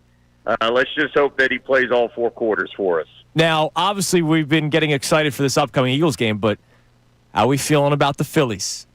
This was Sanity Week on Kincade and Salciunas. Only one of us was insane going in. Hell yeah, I was. Let's be honest. I was completely calm. Yeah, but you know what? He was insane. You being completely calm is probably being the insane person, because I think everybody else was a little manic, but they sweep the Mets. So, Kevin, I know we've been up and down with this team. It's been a roller coaster. It doesn't feel like they could have the best record during this streak of years where they've made the playoffs, but they just need to win 9 more games, and they do that.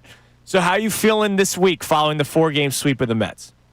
I am blown away, and I was very critical about where this team was mentally after the City Series at Citi Field, and I am blown away at the fortitude this team has. After you lose Wheeler, after you lose Trey in this series, you don't have him, you don't have Bohm, and it is amazing how Dombrowski – He got heavily criticized, and his 2 acquisitions at the trade deadline have paid off so much. Bader's been such a difference maker. Defensively, we knew he was going to bring it, but to bring the offense, to be at leadoff at a certain point now when you lose Trey, and to constantly hit, and then it has a trickle-down effect, right? And then now you see Kepler. It doesn't seem like there's a ton of pressure on Kepler anymore. And then you see a completely different hitter in Brandon Marsh coming back after he went down and got sent down. So I'm just really happy to see the resiliency of this team. And then when you get Aaron Nola setting the tone, man, it changes the entire outlook of this team. Ranger, the last 3 starts, has been incredible. I feel really good about this team. All I'm concerned around right now is get the first round bye so you can get Trey Turner back and healthy. And a ton of credit to this team to show the mental fortitude. And isn't it amazing? Isn't it amazing when you're not playing at Citi Field and maybe hitters know what's coming and suddenly they could hit off of you? And now that has changed. It feels like the Phillies have made adjustments. Interesting thought. All right, lastly, last night's game, Commanders did not look all that great. John and I have been very consistent with our message that we do not believe the Commanders will be the same, same force that they were last year. When you watched that game and how it played out, was your reaction, oh, wow, Commanders might not be as good, or was it, oh, damn, look at the Packers? Oh, damn, look at the Packers. I couldn't get my eyes off of the Packers. I couldn't get my eyes off the energy from that defense, and they have an identity and a swagger that Micah Parsons brings. Listen, again, 3 quarterback rushes, a half a sack. It's not that. He makes everybody else better. That's what the great players do, and you could see everybody on that team defensively has juice with them. Now, I mean, they're going to lose Jaden Reed. That plays a role there. As for the Commanders, I view the Commanders as one of those teams that they could beat teams that are equal to them or under them because their quarterback is that good, and they have a ton of veterans. As for them playing elite teams and can they be in that same conversation, I don't think they're ready for that. Well, I think we saw that. So Jaden Daniels looked like a sophomore quarterback in the NFL, and he looked like he was holding on to the ball too much, trying to do too much, and I thought the Packers' game plan was fantastic. So I learned more about the Packers in that game and then the Commanders are revealing who they are. And them losing Eckler, that plays a role as well now, long-term potentially, if it's a torn Achilles. It shakes up that offense, and I think you'll see a lot more Debo and like the short passing game down the road with the Commanders. And they'll treat that as like, you know, how Andy you viewed Brian Westbrook, right? The screen play is just like a running play. Get 4 to 5 yards, shorten the second and third down situations. Kevin, we appreciate the time as always, man. Always Thanks, great Kev. catching up. Have a great day tomorrow. I got a question for you before I let you guys go. All right? I'm going to pose this question for you, and I kind of want to get your reaction to it. I was thinking about this. So I'm a big-time card collector. I love collecting cards. I didn't know that you know, all that, right? Topps had a card from me a few years ago, part of one of their sets, and they were really nice, and it was really cool to be part of, like, the Topps family. Sure. I threw out the first pitch a couple months ago in Seattle because I was at an event in Seattle, and the Mariners actually were kind enough to say, hey, do you want to throw out the first pitch tonight? And I threw out the first pitch, and they gave me a customized jersey. I don't have any affiliation with the Mariners, but they were kind enough to invite me out there, so I threw out the first pitch. It was a pretty good first pitch. It was a sweeper that, you know, made a it across sweeper. the plate. That's good. You hit the black. So, good job. Absolutely. So Topps reached out to me and said, hey, would you be interested if we made another card of you throwing out the first pitch? Here's where I'm in conflict. Do I say yes even though I'm in a Seattle custom jersey? Absolutely. Or do I wait because you guys know my love for the Phillies? Phillies have never asked me to ever throw out the first pitch. What do you think I should do? Wait. Why can't you have both? Wait. I'm saying wait. Both. Why? Because you already have a card. I wait. Yeah. Yeah, wait. but I get the Mariners one, and then when you throw out one for the Phillies, I'll text John Brazier right now. I'll try to make it happen. No, but they may not. I don't think Topps is going to reissue multiple. Yeah, I don't think they're cards going to be doing that. No, you don't want to go to that well too many times. You already have a card. You wait. I would take it. Yeah. I would take it. By the way, you're talking to a kid that grew up loving Ichiro, and that's that was my second team as a child. So, maybe that's part of it. There but you go. I would. Yeah, I would take and listen, I posted it like when I threw out the first pitch, and some Phillies fans were a little bit like, hey, and my response was, the Mariners invited me. They were kind enough to say Every yes. one of those Phillies fans that complain would love to throw first pitch out for any Major League Baseball team because it would be a memory they would have for a lifetime. And so I say boo to those people. Yeah. There you go. Okay. All right, Kevin. It's interesting. I say, So, you go for it. All right, Thanks, Kevin. Kevin. We appreciate the time, man. We'll talk to you next week. That would be good. There he is, Kevin Agandi from ESPN. I would get a customized a Topps card. No, he already has one. Okay, I have two. So That's you wait, awesome. yeah, but you can't go to that well because if he takes this one, then when he does throw out a pitch for the Phillies, they're not going to do another one. No, wait. I think it's awesome. No. All right, coming up next, matchups that Andrew Deco will keep his eye on. He does that every single week. He knows going to a game, this is what I'm going to focus on the most. Well, what is it? We find out next. It's Kincade Salciunas, 97.5, The Fanatic. Do you feel unfulfilled?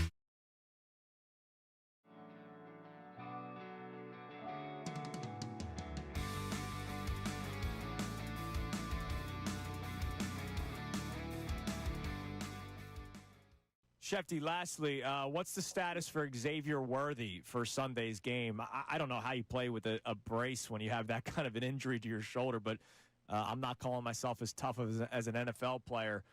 Andy Reid saying it's day to day. Do you believe Xavier Worthy will be playing Sunday against the Eagles?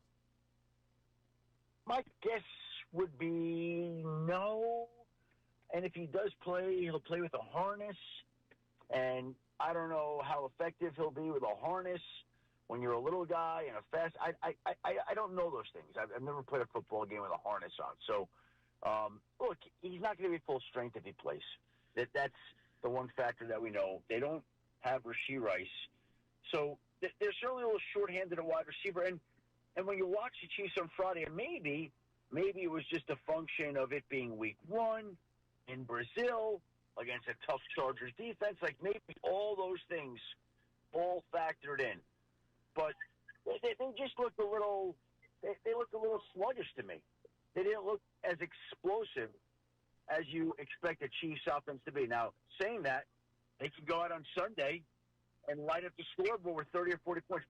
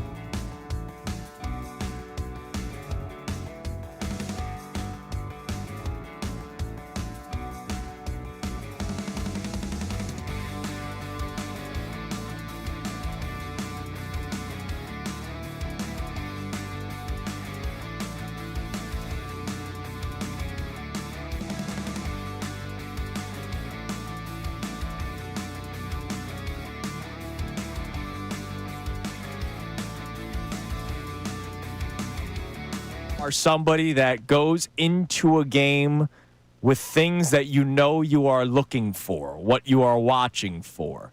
So what is it? What are these matchups going into week 2 between the Eagles and Chiefs where you say, this is what I'm going to highlight while I watch? Well, I think first and foremost, when you look at what Jordan Davis was able to do, and I believe that was his best game as an Eagle, now you're adding Jalen Carter into the mix. I told you this before, Andrew. I believe the hallmark for this defense will be interior pressure and dynamic second-level play from Zach Bond and Jihad Campbell. But I look at Creed Humphrey, Trey Smith, and Kingsley Suamatea. That's their interior line for the Chiefs. Creed Humphrey and Trey Smith are pretty good, but they have Jalen Carter, who's the equalizer, and that will be a matchup that I think could determine this game. Then I look at cornerback Jalen Watson versus probably Devontae Smith, take your pick, and I think Trent McDuffie will see a lot of A.J. Brown. That's a matchup that the Eagles should look to exploit fairly early in this game, because I don't think that the Chiefs are good enough from their cornerback play to impact the Eagles' passing game. So those are two matchups right there that I'll be keeping an eye on. And then I think you have to look at Chris Jones, the Chiefs' defensive tackle, who's tremendous. He plays alongside Derek Nandi. So Landon Dickerson, he's battled his way back from a back injury. Yeah. Then you have Cam Jurgens, who's an undersized center that sometimes when you look at some of those battles that Jason Kelsey used to have, some of those more impactful, larger defensive tackles tend to cause a little bit of problems. So I'll be looking at the Eagles' interior offensive line versus that of Chris Jones, who can impact the game on his own. Can you just give us a little bit more on Jordan Davis from that game the other night? Because it annoyed the hell out of me. Why? When we came in Friday morning, it annoyed the hell out of me that we had people on social media going, that Jordan Davis, there were people literally saying he was terrible. I don't know what they were watching. I thought it was his best game that he played as an Eagle and the amount of snaps that he played. Yeah. What about his change in weight? Sure. So you did not see anything about the change in weight. Tell me about that, because that was one of my concerns going in. You guys really had people saying that he didn't play well? There was, how about this? And I'll flat out say it. The woman who presented him with his jersey on draft night, who the Eagles got to present him with his jersey, was trashing him on social media during the game, saying he was a bust. And I said, yeah, I strongly push back on that. I said, that is the stupidest thing I've ever read, and you don't know football. That was I thought it was his best game as an Eagle too. I mean, there was really no question. He played 53 snaps, 87%, but beyond that, he was making an impact throughout the game, it speaks volumes to the work that he put in to stay conditioned and knowing that you're going to have to take on more of an elevated role. That's not lost on him, and he went out there, especially in game one, where your body's looking to normally acclimate to the amount of work that you're going to see after not playing in the preseason. He was providing pressure into the backfield. He was making plays against the run. He was hustling to the football. For anyone to suggest that wasn't a good game, I mean, that was, I think I feel pretty comfortable in saying that was his best game as an Eagle. And we even said leading up to it, remember, we'll believe it when we see it. Right? Right, absolutely. And we saw it. And it goes beyond the conditioning. I think it's about how you train and how you approach, because just being better conditioned doesn't make you a better pass rusher. It's something that you have to work on inherently, and different techniques and things like that. He's a product of someone who's really taken to the coaching of defensive line coach Clint Hurd, and you saw it manifest on the field. He was an impactful force throughout the entirety of the game. All right, what do we got on the text line, Connor? Connor said we still have a lot of people chiming in on the how we watch games conversation that we had earlier. It's so weird that it took so much traction. I love it. It's great. Yeah, Big Leo brings up a great point here, because John told the story about the only time Olivia's ever heard him curse. And Big Leo says, John's daughter heard him curse once. I've heard him curse twice since being on the Fanatic. See, that's the a truth. Good point. That is the truth. That is a good point. So what are we doing well, there, if you're Johnny? watching on YouTube. I've heard John curse a few times. Yeah, I have too. What else we got? This texter says, and he clarifies, I'm a grown man with a mortgage. Says, I cursed the second Collinsworth starts talking about the Eagles during the pregame with his pro-Dallas takes, yelling and cursing nonstop. I cursed at the coin flip if it was televised. Blood pressure skyrocketing. That's Jose John from said Delaware. people with a mortgage, grown men with a mortgage. No, I didn't. I read. Now, you see your mischaracterization. I read someone's text to me. You agreed with it. No, I said that is what he said. Wait. What am I missing You are here? misrepresenting. I said to you, it does not represent the 90. You guys said it represents 98% of people. I said that's ridiculous. I said because it doesn't represent the people that I watch games with or the people that I've known watch games with or go to games with. It doesn't represent them. They don't go nuts in the first quarter of a 0-0 game. They're not screaming and yelling and cursing and going nuts. 98% of the people? I said 98% of the people. And I'm going I think that's a little strong. And one of our listeners in the DM says that he goes, when grown men have a mortgage, he was pointing it as younger men act like that. And then when they get grown men grow up and have a mortgage, they tend to calm down a little bit more. To which I responded when I was at the Elks Club the year the Eagles went to the Super Bowl in 2022 and beat the Giants by like 40. Every time there was a bad play, they were still angry. Accuracy matters. When you're depicting somebody, accuracy matters. Yeah, see, I missed this whole conversation. You missed but it. 98%, That's why you don't want to miss a minute. But all I can say is that 98% is very strong. It's a strong number. It's a strong number. Really strong. All right, coming up next, we will give our picks for the weekend slate. Also, we check in with the opposition and get some insight on the Chiefs. It's Kincade Salciunas, 97.5 The Fanatic. Now on 97.5 The Fanatic Sports Update. The Phils finish off the sweep. I'm Connor Thomas, and the Phillies had a major comeback win yesterday over the Mets. They scored 6 unanswered after going down 4-0 in just the first inning. Jesus Lazardo struggled early, but he wound up with 8 innings worth of work on the mound, 7 of them scoreless, retired 22 straight batters from the end of the first to the end of his outing. And Otto Kemp, a home run, 3 RBIs. He led the way for the offense. It was a great game and a great 4-game sweep for the Phillies. Rob Thompson talked after the game. Was probably as impressive a win as we've had all year. Lazardo gives up the 4 in the first, and then he just settled right in. It's really unbelievable, and the offense kept coming. They just didn't quit, and it was just a great win overall. Phils now have an 11-game lead in the NL East, so that's looking pretty solid, and they'll play the Royals for 3 starting tonight, 6:45 Game 1. Michael Lorenzen versus Walker Buehler in his Phillies debut. Eagles are 2 days away from their Super Bowl rematch with the Chiefs. Dallas Goedert did not practice again yesterday with a knee injury. Landon Dickerson and Jalen Hunt full participants. We'll hear from Nick Sirianni coming up at 11:50. We will talk to Sam McDowell, who covers the Chiefs for the Kansas City Star, coming up next for the KC Perspective. This update's brought to you by Groundworks, your trained and certified expert for basement waterproofing and foundation repair since 1997. Book your free inspection at groundworks.com. I'm Connor Thomas on your home for the best birds coverage, 97.5 The Fanatic and 97.5thefanatic.com. Philadelphia sports. Touchdown! Saquon Barkley! Into the second deck, Bryce Harper! Shoots! He scores!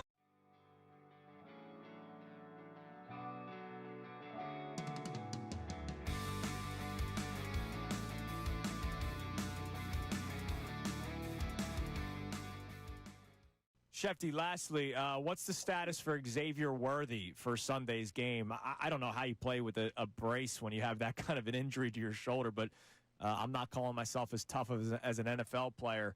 Andy Reid saying it's day to day. Do you believe Xavier Worthy will be playing Sunday against the Eagles?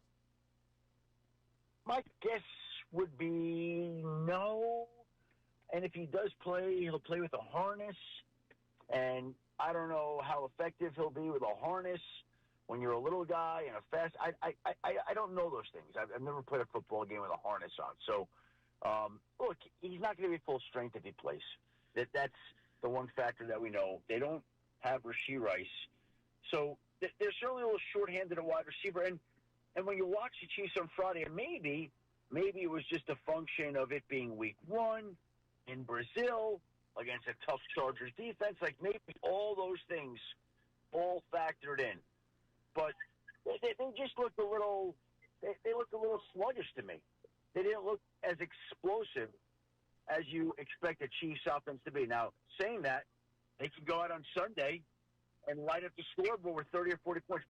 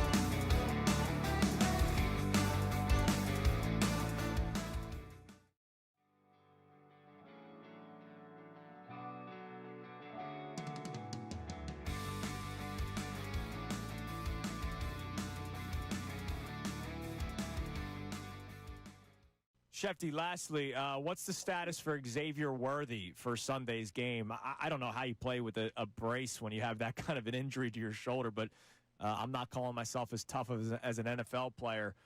Andy Reid saying it's day to day. Do you believe Xavier Worthy will be playing Sunday against the Eagles? My guess would be no. And if he does play, he'll play with a harness. And I don't know how effective he'll be with a harness when you're a little guy and a fast. I don't know those things. I've never played a football game with a harness on. So, look, he's not going to be full strength if he plays. That's the one factor that we know. They don't have Rashee Rice. So they're certainly a little short-handed at wide receiver. And when you watch the Chiefs, Eagles take on this Sunday at 4:25. But hit us with some music. Here's what we're going to do, because, Andrew, I know you don't gamble, so you're just going to let us know if you like it or not. That's because he's a journalist. Now, he is a journalist. Absolutely. Connor, you were the one with the best record. He's 3-1 to start the season. Don't brag about it yet. You should. What do you got? All right, so we're going to start off in New Jersey. This one's light work for me. Bills -6.5 at the Jets. I think the Jets are getting a lot of respect for a game against the Steelers where they're not going to look that good the rest of the year. Bills are. I don't think 6.5 is really respect, but that's respect considering Bills Jets. I get what you're saying, but I don't think that's really respect. That line should be double digits. Okay. I'm also going to take the Bengals -3.5 hosting the Jacksonville Jaguars. That team had a rough start. The Bengals did. They're going to figure it out. That offense is going to look much better in week 2. Cowboys -4.5 versus the Giants. I know. You have 4.5. I do have 4.5. Okay, well then that's good to know. Yes, Cowboys -4.5 versus the Giants. That one might be the easiest play of the week right there. The Giants flat out stink, and they're playing Russell Wilson still. They're losing that. And for my player prop, I'm going Derrick Henry over 95.5 rushing yards against Cleveland. They say he's easy to tackle. You got it at 95.5? Yeah. Well, then I get your line. I have it at 99.5. Okay. But I get his line by rule. All right. That's one of my picks. You get it. That's the way you get it. That's one of my picks. So go on, Andrew. They're going to be up big, so that means they're going to run the football. Of running. And, oh, by the way, when Greg Delpit is saying it's not hard to tackle Derrick Henry, and by the way, Derrick Henry has heard of the comments. I would have said, well, it's a unique challenge, and we're going to have to make sure we rally to the football. There's a lot of ways he could have approached that. Yeah, I think that would have been better. I want to hear what Kyle Hamilton had to say, too, speaking from the Ravens defense. Yeah, what he had to say to them. All right, so I also have Derrick Henry's over in rushing yards, but I guess I get 95.5. Well, you're both using that one. I will go the under in Denver and Indianapolis. I don't believe Daniel Jones is going to be as prolific in week 2. I also really like the Denver defense, and the Denver offense isn't putting up major points. So under 43.5 between the Broncos and Colts. I like the Rams to cover the 5.5 this weekend. I think I think Matt Stafford looked good, and the Titans flat out stink. And lastly, I'll put my money where my mouth is. Birds -1.5. I'm going to take. Do me a favor. Could you check your line and just see what the Dak passing yards is? I want to make sure. Because the I've seen number change this morning, so I just want to make sure that my number is what your numbers are. Well, regardless, it's I want to make sure. But I'll make sure that it's close. That it's the number that I've got. Okay. Dak's over passing yard number 243.5. Okay. I got 242.5. All right. Okay, so I got 242.5. So 242.5 for Dak. That is my prop. 242.5 for Dak Prescott. I love the Cowboys -4.5. I had it at 5.5, so I'll take it though at the 4.5. I love the Bills -6.5. Connor, love it, and the Eagles -1.5. I'm not passing on that one. Tail the leader. That's okay. That's not easy. Going on right there. All right, the low-hanging fruit. All right, those are our picks, and hopefully Johnny and I have a better week 2, and get back to our. Please, we're winning both ways. 1-3. Yeah, it was a rough week. By the way, Dak Prescott against the Giants is some of the most lopsided numbers in the history of betting and history of the NFL. He is. I like your 242.5 over. I think he's going to tear them apart. And Dak's numbers against the Giants in divisional opponents, he is one of the most successful quarterbacks ever against another divisional opponent. Now the Giants do have some pass rush that they do, especially with Dexter Lawrence. Sure, they do, and that's something that should be taken into account. Offensively, I don't think that they can do much to move the football, but defensively, that's where the Giants could make it interesting. Just because of that pass rush. All right, joining us now, Comcast Business Hotline, every day in business, big day. Let Comcast Business help you move forward with what's next. He covers the Chiefs for the Kansas City Star. That is our man, Sam McDowell. Sam, good morning. How you doing today? Hey, I'm doing great. How are you guys? We're doing great. Well. We're excited for this upcoming matchup between the Eagles and Chiefs. You know, obviously there's all the talk about the Super Bowl, but my first question for you is that Week 1 performance against the Chargers has had a lot of people thinking, could this be the year finally where they fall apart, which I don't think anybody should feel that way. But what did you make of the Chiefs' Week 1 performance against the Chargers? What's real and what wasn't? Well, I mean, what's real is there was just a real lifelessness to that game, and that's unusual for an Andy Reid coach team. And really, to be honest, I mean, if you can't get up for that game, I mean, all off season, this team talked about the bitter taste it had in its mouth from that Super Bowl result. And then you get to play in Brazil, a standalone game, a game in which the NFL is trying to very clearly set some sort of viewership record by having it on YouTube for free for everybody. And then it's a division opponent. It's in Brazil. It's a new crowd. It's a new territory. And to come out flat in that game, I mean, I think if you're a Chiefs fan, and I think you've got every right to be pissed off about the game you saw. I mean, the minimum requirement is to at least put your best foot forward, and I just don't think we saw the best from the Chiefs in that game. I want to take you back to Super Bowl 59 Sunday. I hope it's not too painful. But just that when you watch the game plan that they came with to try to stop the Eagles that Steve Spagnuolo came with, did it shock you? And did it resemble anything that you expected them to come with? No, I actually thought both game plans from the defensive coordinators were about to what we should have expected in that game. And I think, look, I mean, Steve Spagnuolo executed his game plan, which was to make somebody other than Saquon Barkley beat him.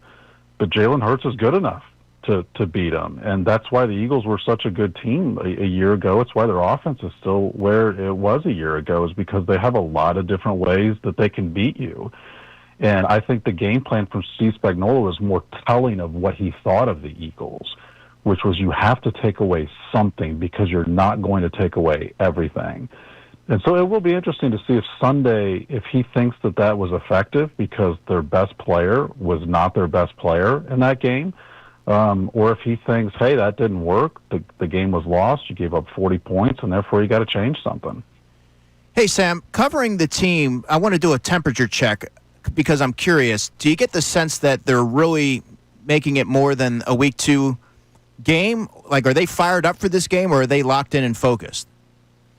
Well, it's a more interesting question than it should be in Week 2, just because I didn't anticipate that after going to that Brazil game, as I mentioned, that we would be talking about emotion. Like, I thought we would be analyzing the X's and O's of that game and getting into the weeds of why it was won or lost, not talking about were you fired up enough for the game coming out. So I actually think the Chiefs catch a break in that sense, because if you can't get fired up for this one, I mean, it's the team that beat you last year, the team that stops the first NFL three-peat in its history. Like this should be a pretty easy one to get amped for.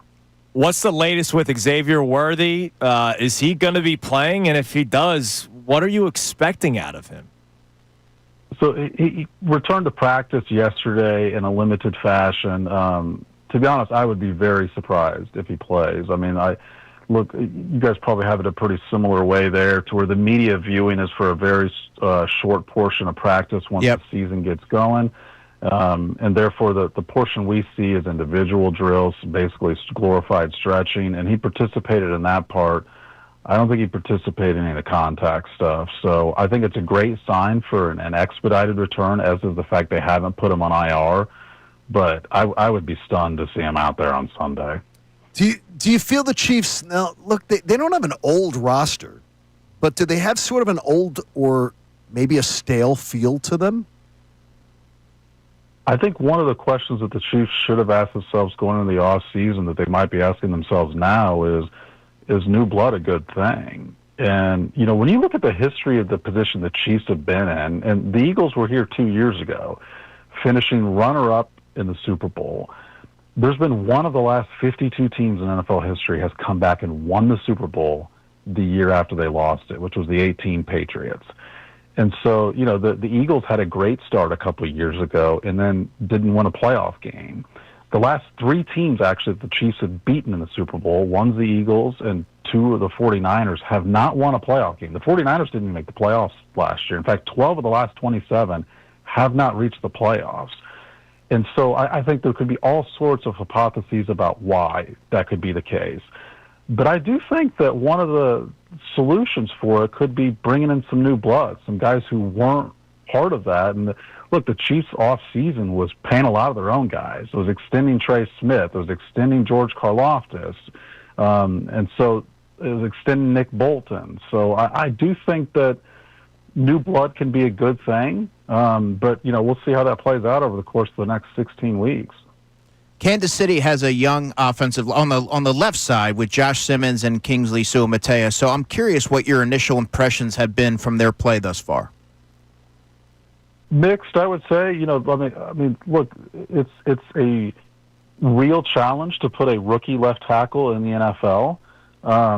The Chiefs have done it 2 straight years because they opened last year with, their now left guard, Suamatea, playing left tackle to open the season last year. It lasted about 1 week and 3 quarters before that experiment was done.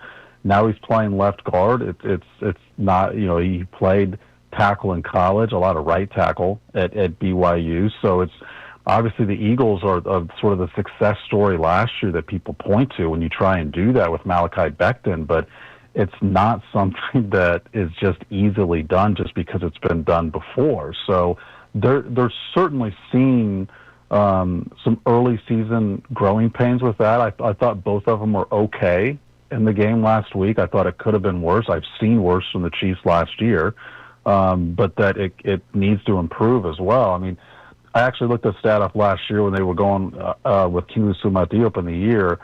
There's really not been a team that started a rookie left tackle more than 9 regular season games that's won a Super Bowl. Like, this is not typically a formula that championship teams use because it's such a premium and important position on the field. Last thing for you here, Sam. This is Sam McDowell from the Kansas City Star, covers the Kansas City Chiefs. We all know that, look, Patrick Mahomes is the baby goat. It's either he or Brady, right?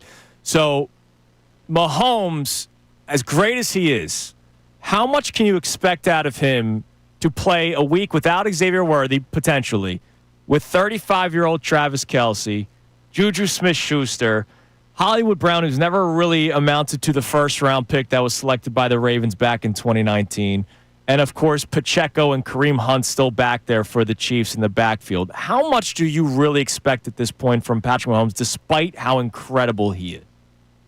Yeah, I mean, I thought last week in Brazil that Mahomes put the team on his back, and they still lost the game.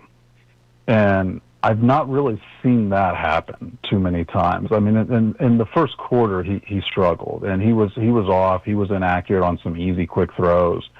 But the Chiefs are in a spot where I don't think Mahomes alone against a team with the talent that the Eagles have is going to be enough. I think it's a situation where they're going to have to scheme up a lot. And the Eagles do have some questions, I think, in their secondary right now, but I think those questions are more can their cornerback 2 guard somebody specific one-on-one, and I think a lot of teams have that guy you want to try and gain that advantage with, but I don't know that the Chiefs right now have a receiver who's healthy, who you want to put in a one-on-one situation, says just my guy can beat your guy. So you're right. I mean, Mahomes is going to have a really, really good game. Over the last 6 years, I've seen him have a lot of really, really good games. So, but I think he's going to have to be at his absolute best. Sam, we appreciate the time, man. We appreciate the insight. It was great. Thanks, Sam. Enjoy yourself on Sunday. All right. Thanks, guys. There is Sam McDowell from the Kansas City Star. He almost didn't feel all that great about the Chiefs' chances. That's how I got it. Did you hear what he had to say about that left side of the offensive line? Yes, I did. Very lukewarm endorsement. Yeah. About that. All right. That made me feel a lot better. See? About that. Coming up next. What are you handing me? Stuff for post-show headlines, yes. Coming up next, we'll sneak in a couple more text messages. We'll get some of Andrew Deco's final thoughts, or as I call him, Decekadamus. His predictions on the game and how it plays out. That comes right next. It's Kincade Salciunas, 97.5 The Fanatic. Philly fans, you are the best sports fans in the world. You're not stupid. So why should you have to hear outlandish takes that make you shake?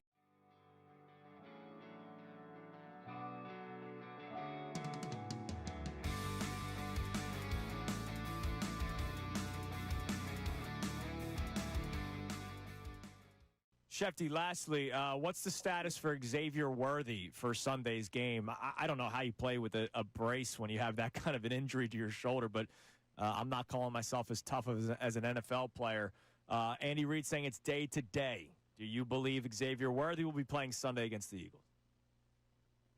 My guess would be no. And if he does play, he'll play with a harness. And I don't know how effective he'll be with a harness when you're a little guy and a fast. I don't know those things. I've never played a football game with a harness on. So, look, he's not going to be full strength if he plays. That's the one factor that we know. They don't have Rashee Rice. So they're certainly a little shorthanded at wide receiver. And when you watch the Chiefs on Friday, and maybe it was just a function of it being week one in Brazil against a tough Chargers defense. Like maybe all those things all factored in. But they just looked a little they looked a little sluggish to me. They didn't look as explosive as you expect a Chiefs offense to be. Now, saying that, they can go out on Sunday and light up the scoreboard with 30 or 40 points.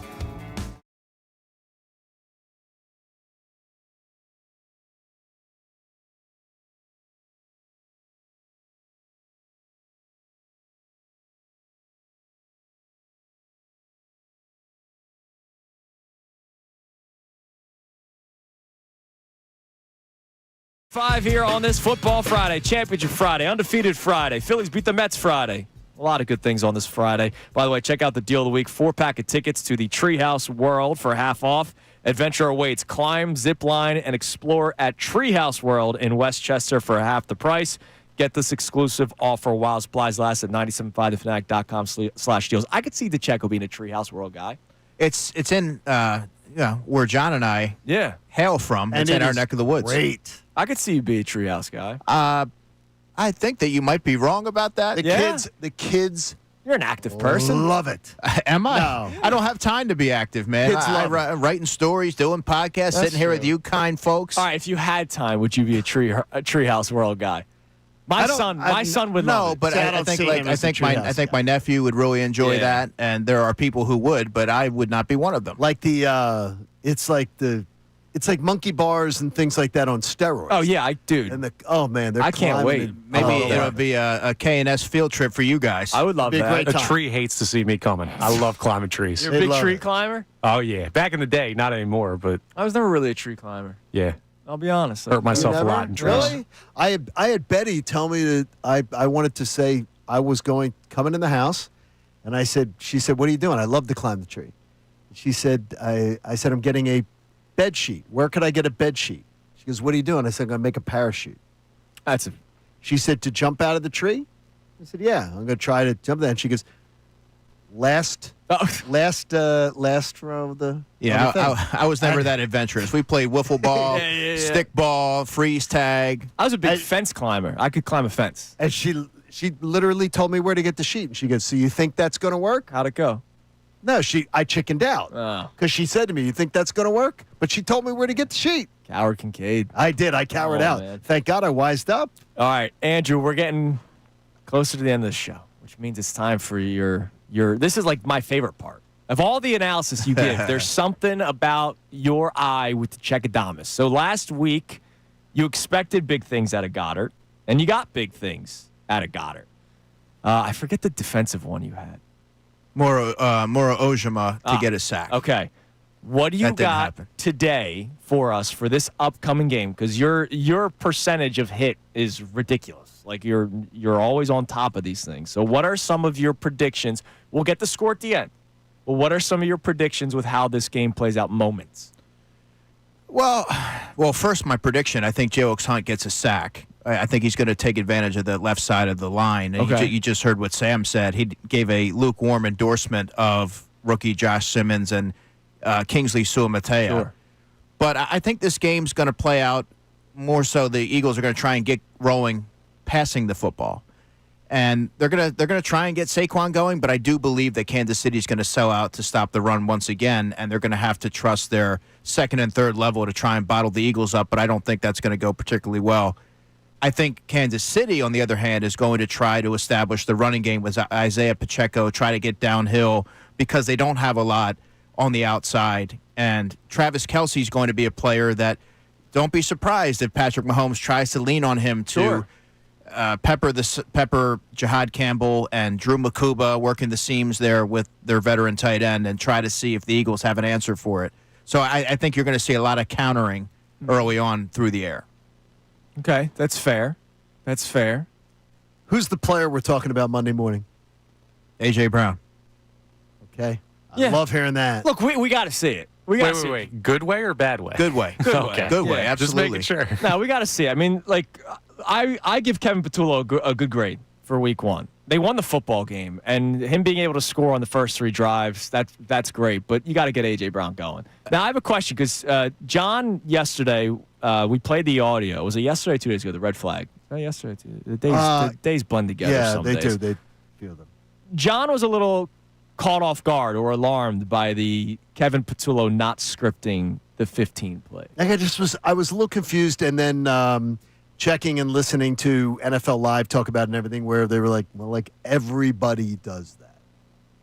Like everybody. So what's your thought? It's hard to argue with the results, though. That's what I said. And I said, it feels like you can't argue with 3 consecutive touchdowns on possession. He just has a really good feel for his personnel and the looks that the opposition, well, in this case, just one opposition, the Dallas Cowboys were presenting, and he trusted his group, his personnel, to go out there and execute. I think that shows a lot of confidence, but also for a first-time play caller, that's an encouraging sign that he has a really good feel for it. Now, part of my thought was maybe he didn't have, it was week one, so 0 games of tape on this Dallas Cowboys defense without Micah Parsons, so you don't necessarily that know certainly what's coming your way. That played into it. Whereas this week you have 1 week of film from the Chiefs and their game against the Chargers. Yeah. So I don't know. Maybe he does. The only thing is, though, is Dallas Cowboys defense managed to, according to A.J. Brown, quoting A.J. Brown, what they were doing to A.J. Brown took him out of the game. So that bothers me. That bothers me that we weren't able to adjust to get A.J. Brown back in the game. Well, I mean, AJ I says think that's the way they were playing him took him out of a game. I'm like, yeah, who the hell takes how about this?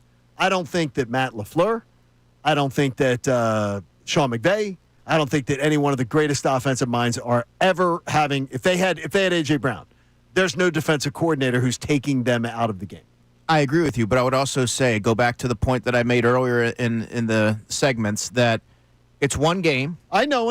And you have to give Kevin Patullo the opportunity to correct that and make sure it doesn't happen again. I don't know that you can make a determination or use that as a mark against him after one game. He'll learn from it. I gave him a B-. Okay. Was that fair or not? Like something like that. I was impressed early. I was not impressed late. I was impressed early, not impressed late. Right, and I thought that they got a little bit too conservative in the second half. That's what I felt. I thought tight pucker cheeks. Yeah. You can't do that against a team like the Chiefs. Nope, you can't. All right, let's go around the room. Let's give our predictions. I've obviously been very comfortable and very confident. You really have been. Eagles are 1.5-point favorites. I think they could win by a minimum 6. Like I don't know. I just feel that good about this game, and I could be wrong, and that would suck, and I would feel the wrath of Philadelphia fans everywhere Monday morning. But I feel good about the Eagles this game. I think you asked us a scenario in the third quarter. I said 20. I said fourth quarter. I said 6-minute mark. There's like a TV timeout in the fourth quarter, something around there, midway through the fourth quarter. There's that TV timeout. I was asking you where you felt the game. And you was said the Chiefs had the ball. I think the Chiefs had the ball. The Eagles would be up by 2 scores. I said the Eagles would be up 27-17. I will go with a final score of. Let's say they score and the Eagles then get a field goal, 30-24. The Eagles win this football. Oh my gosh! Look at the number I've written down. 31-23. I have 31-23, but I think it's going to be a bunch of crap late that makes that score seem that way. Well, talking through it and going through the matchups in my mind, I kind of have this game being a closely contested affair, but I do actually have the Eagles pulling it out 27-24. Okay, so it's a tight game. Yeah. All 3 lines have hit so far. We're all right around the same spot. I got 28-24 written down here. You have 28-24. Now, I do think that's going to be the Chiefs get the ball late and they score to make it 28-24, and then the Eagles run out the clock. So I think there will be a point where we feel more comfortable, but it ends up looking close. But all of us are laying the points. Yeah. Okay. I feel very good about this game. Except for DeCecco, who does not lay points because he's a journalist. Right, but I think if this game were in Philadelphia, it would be a little bit more of there'd be a little bit more of a gap there. I think the Eagles win that a little bit more comfortably. But in Arrowhead or whatever it's called now, Gator, that's where I think that they're going to have a little bit of more of a crowd advantage that are going to keep them in it. Gator needs his gap. Hey, FT Young Heating and Air Conditioning made a donation to the AACR, and you can too. Go to 975thefanatic.com/AACR and make your donation today because I'm living proof 3 times over. Cancer research saves lives. What you got tonight? I got nothing. You got nothing tonight? You got wedding and I got Temple football Temple tomorrow. Sooners tomorrow, Good job. man. There you I got the Owls versus the Sooners tomorrow. What are you doing on your Friday up. night? I got Unfiltered 2 to 6. Good. And then I have a lot of work to do. I got some stories I need to write. Good night, Connor. 15 to 17 beers. Okay, see you in that sounds about right. Yeah, really productive. See you in the Borough tonight. Maybe a nice night out in the Borough. Good night. Enjoy it. Everybody have a great rest of your day. Ray Dunn comes your way next. We'll talk to you on Monday, hopefully after.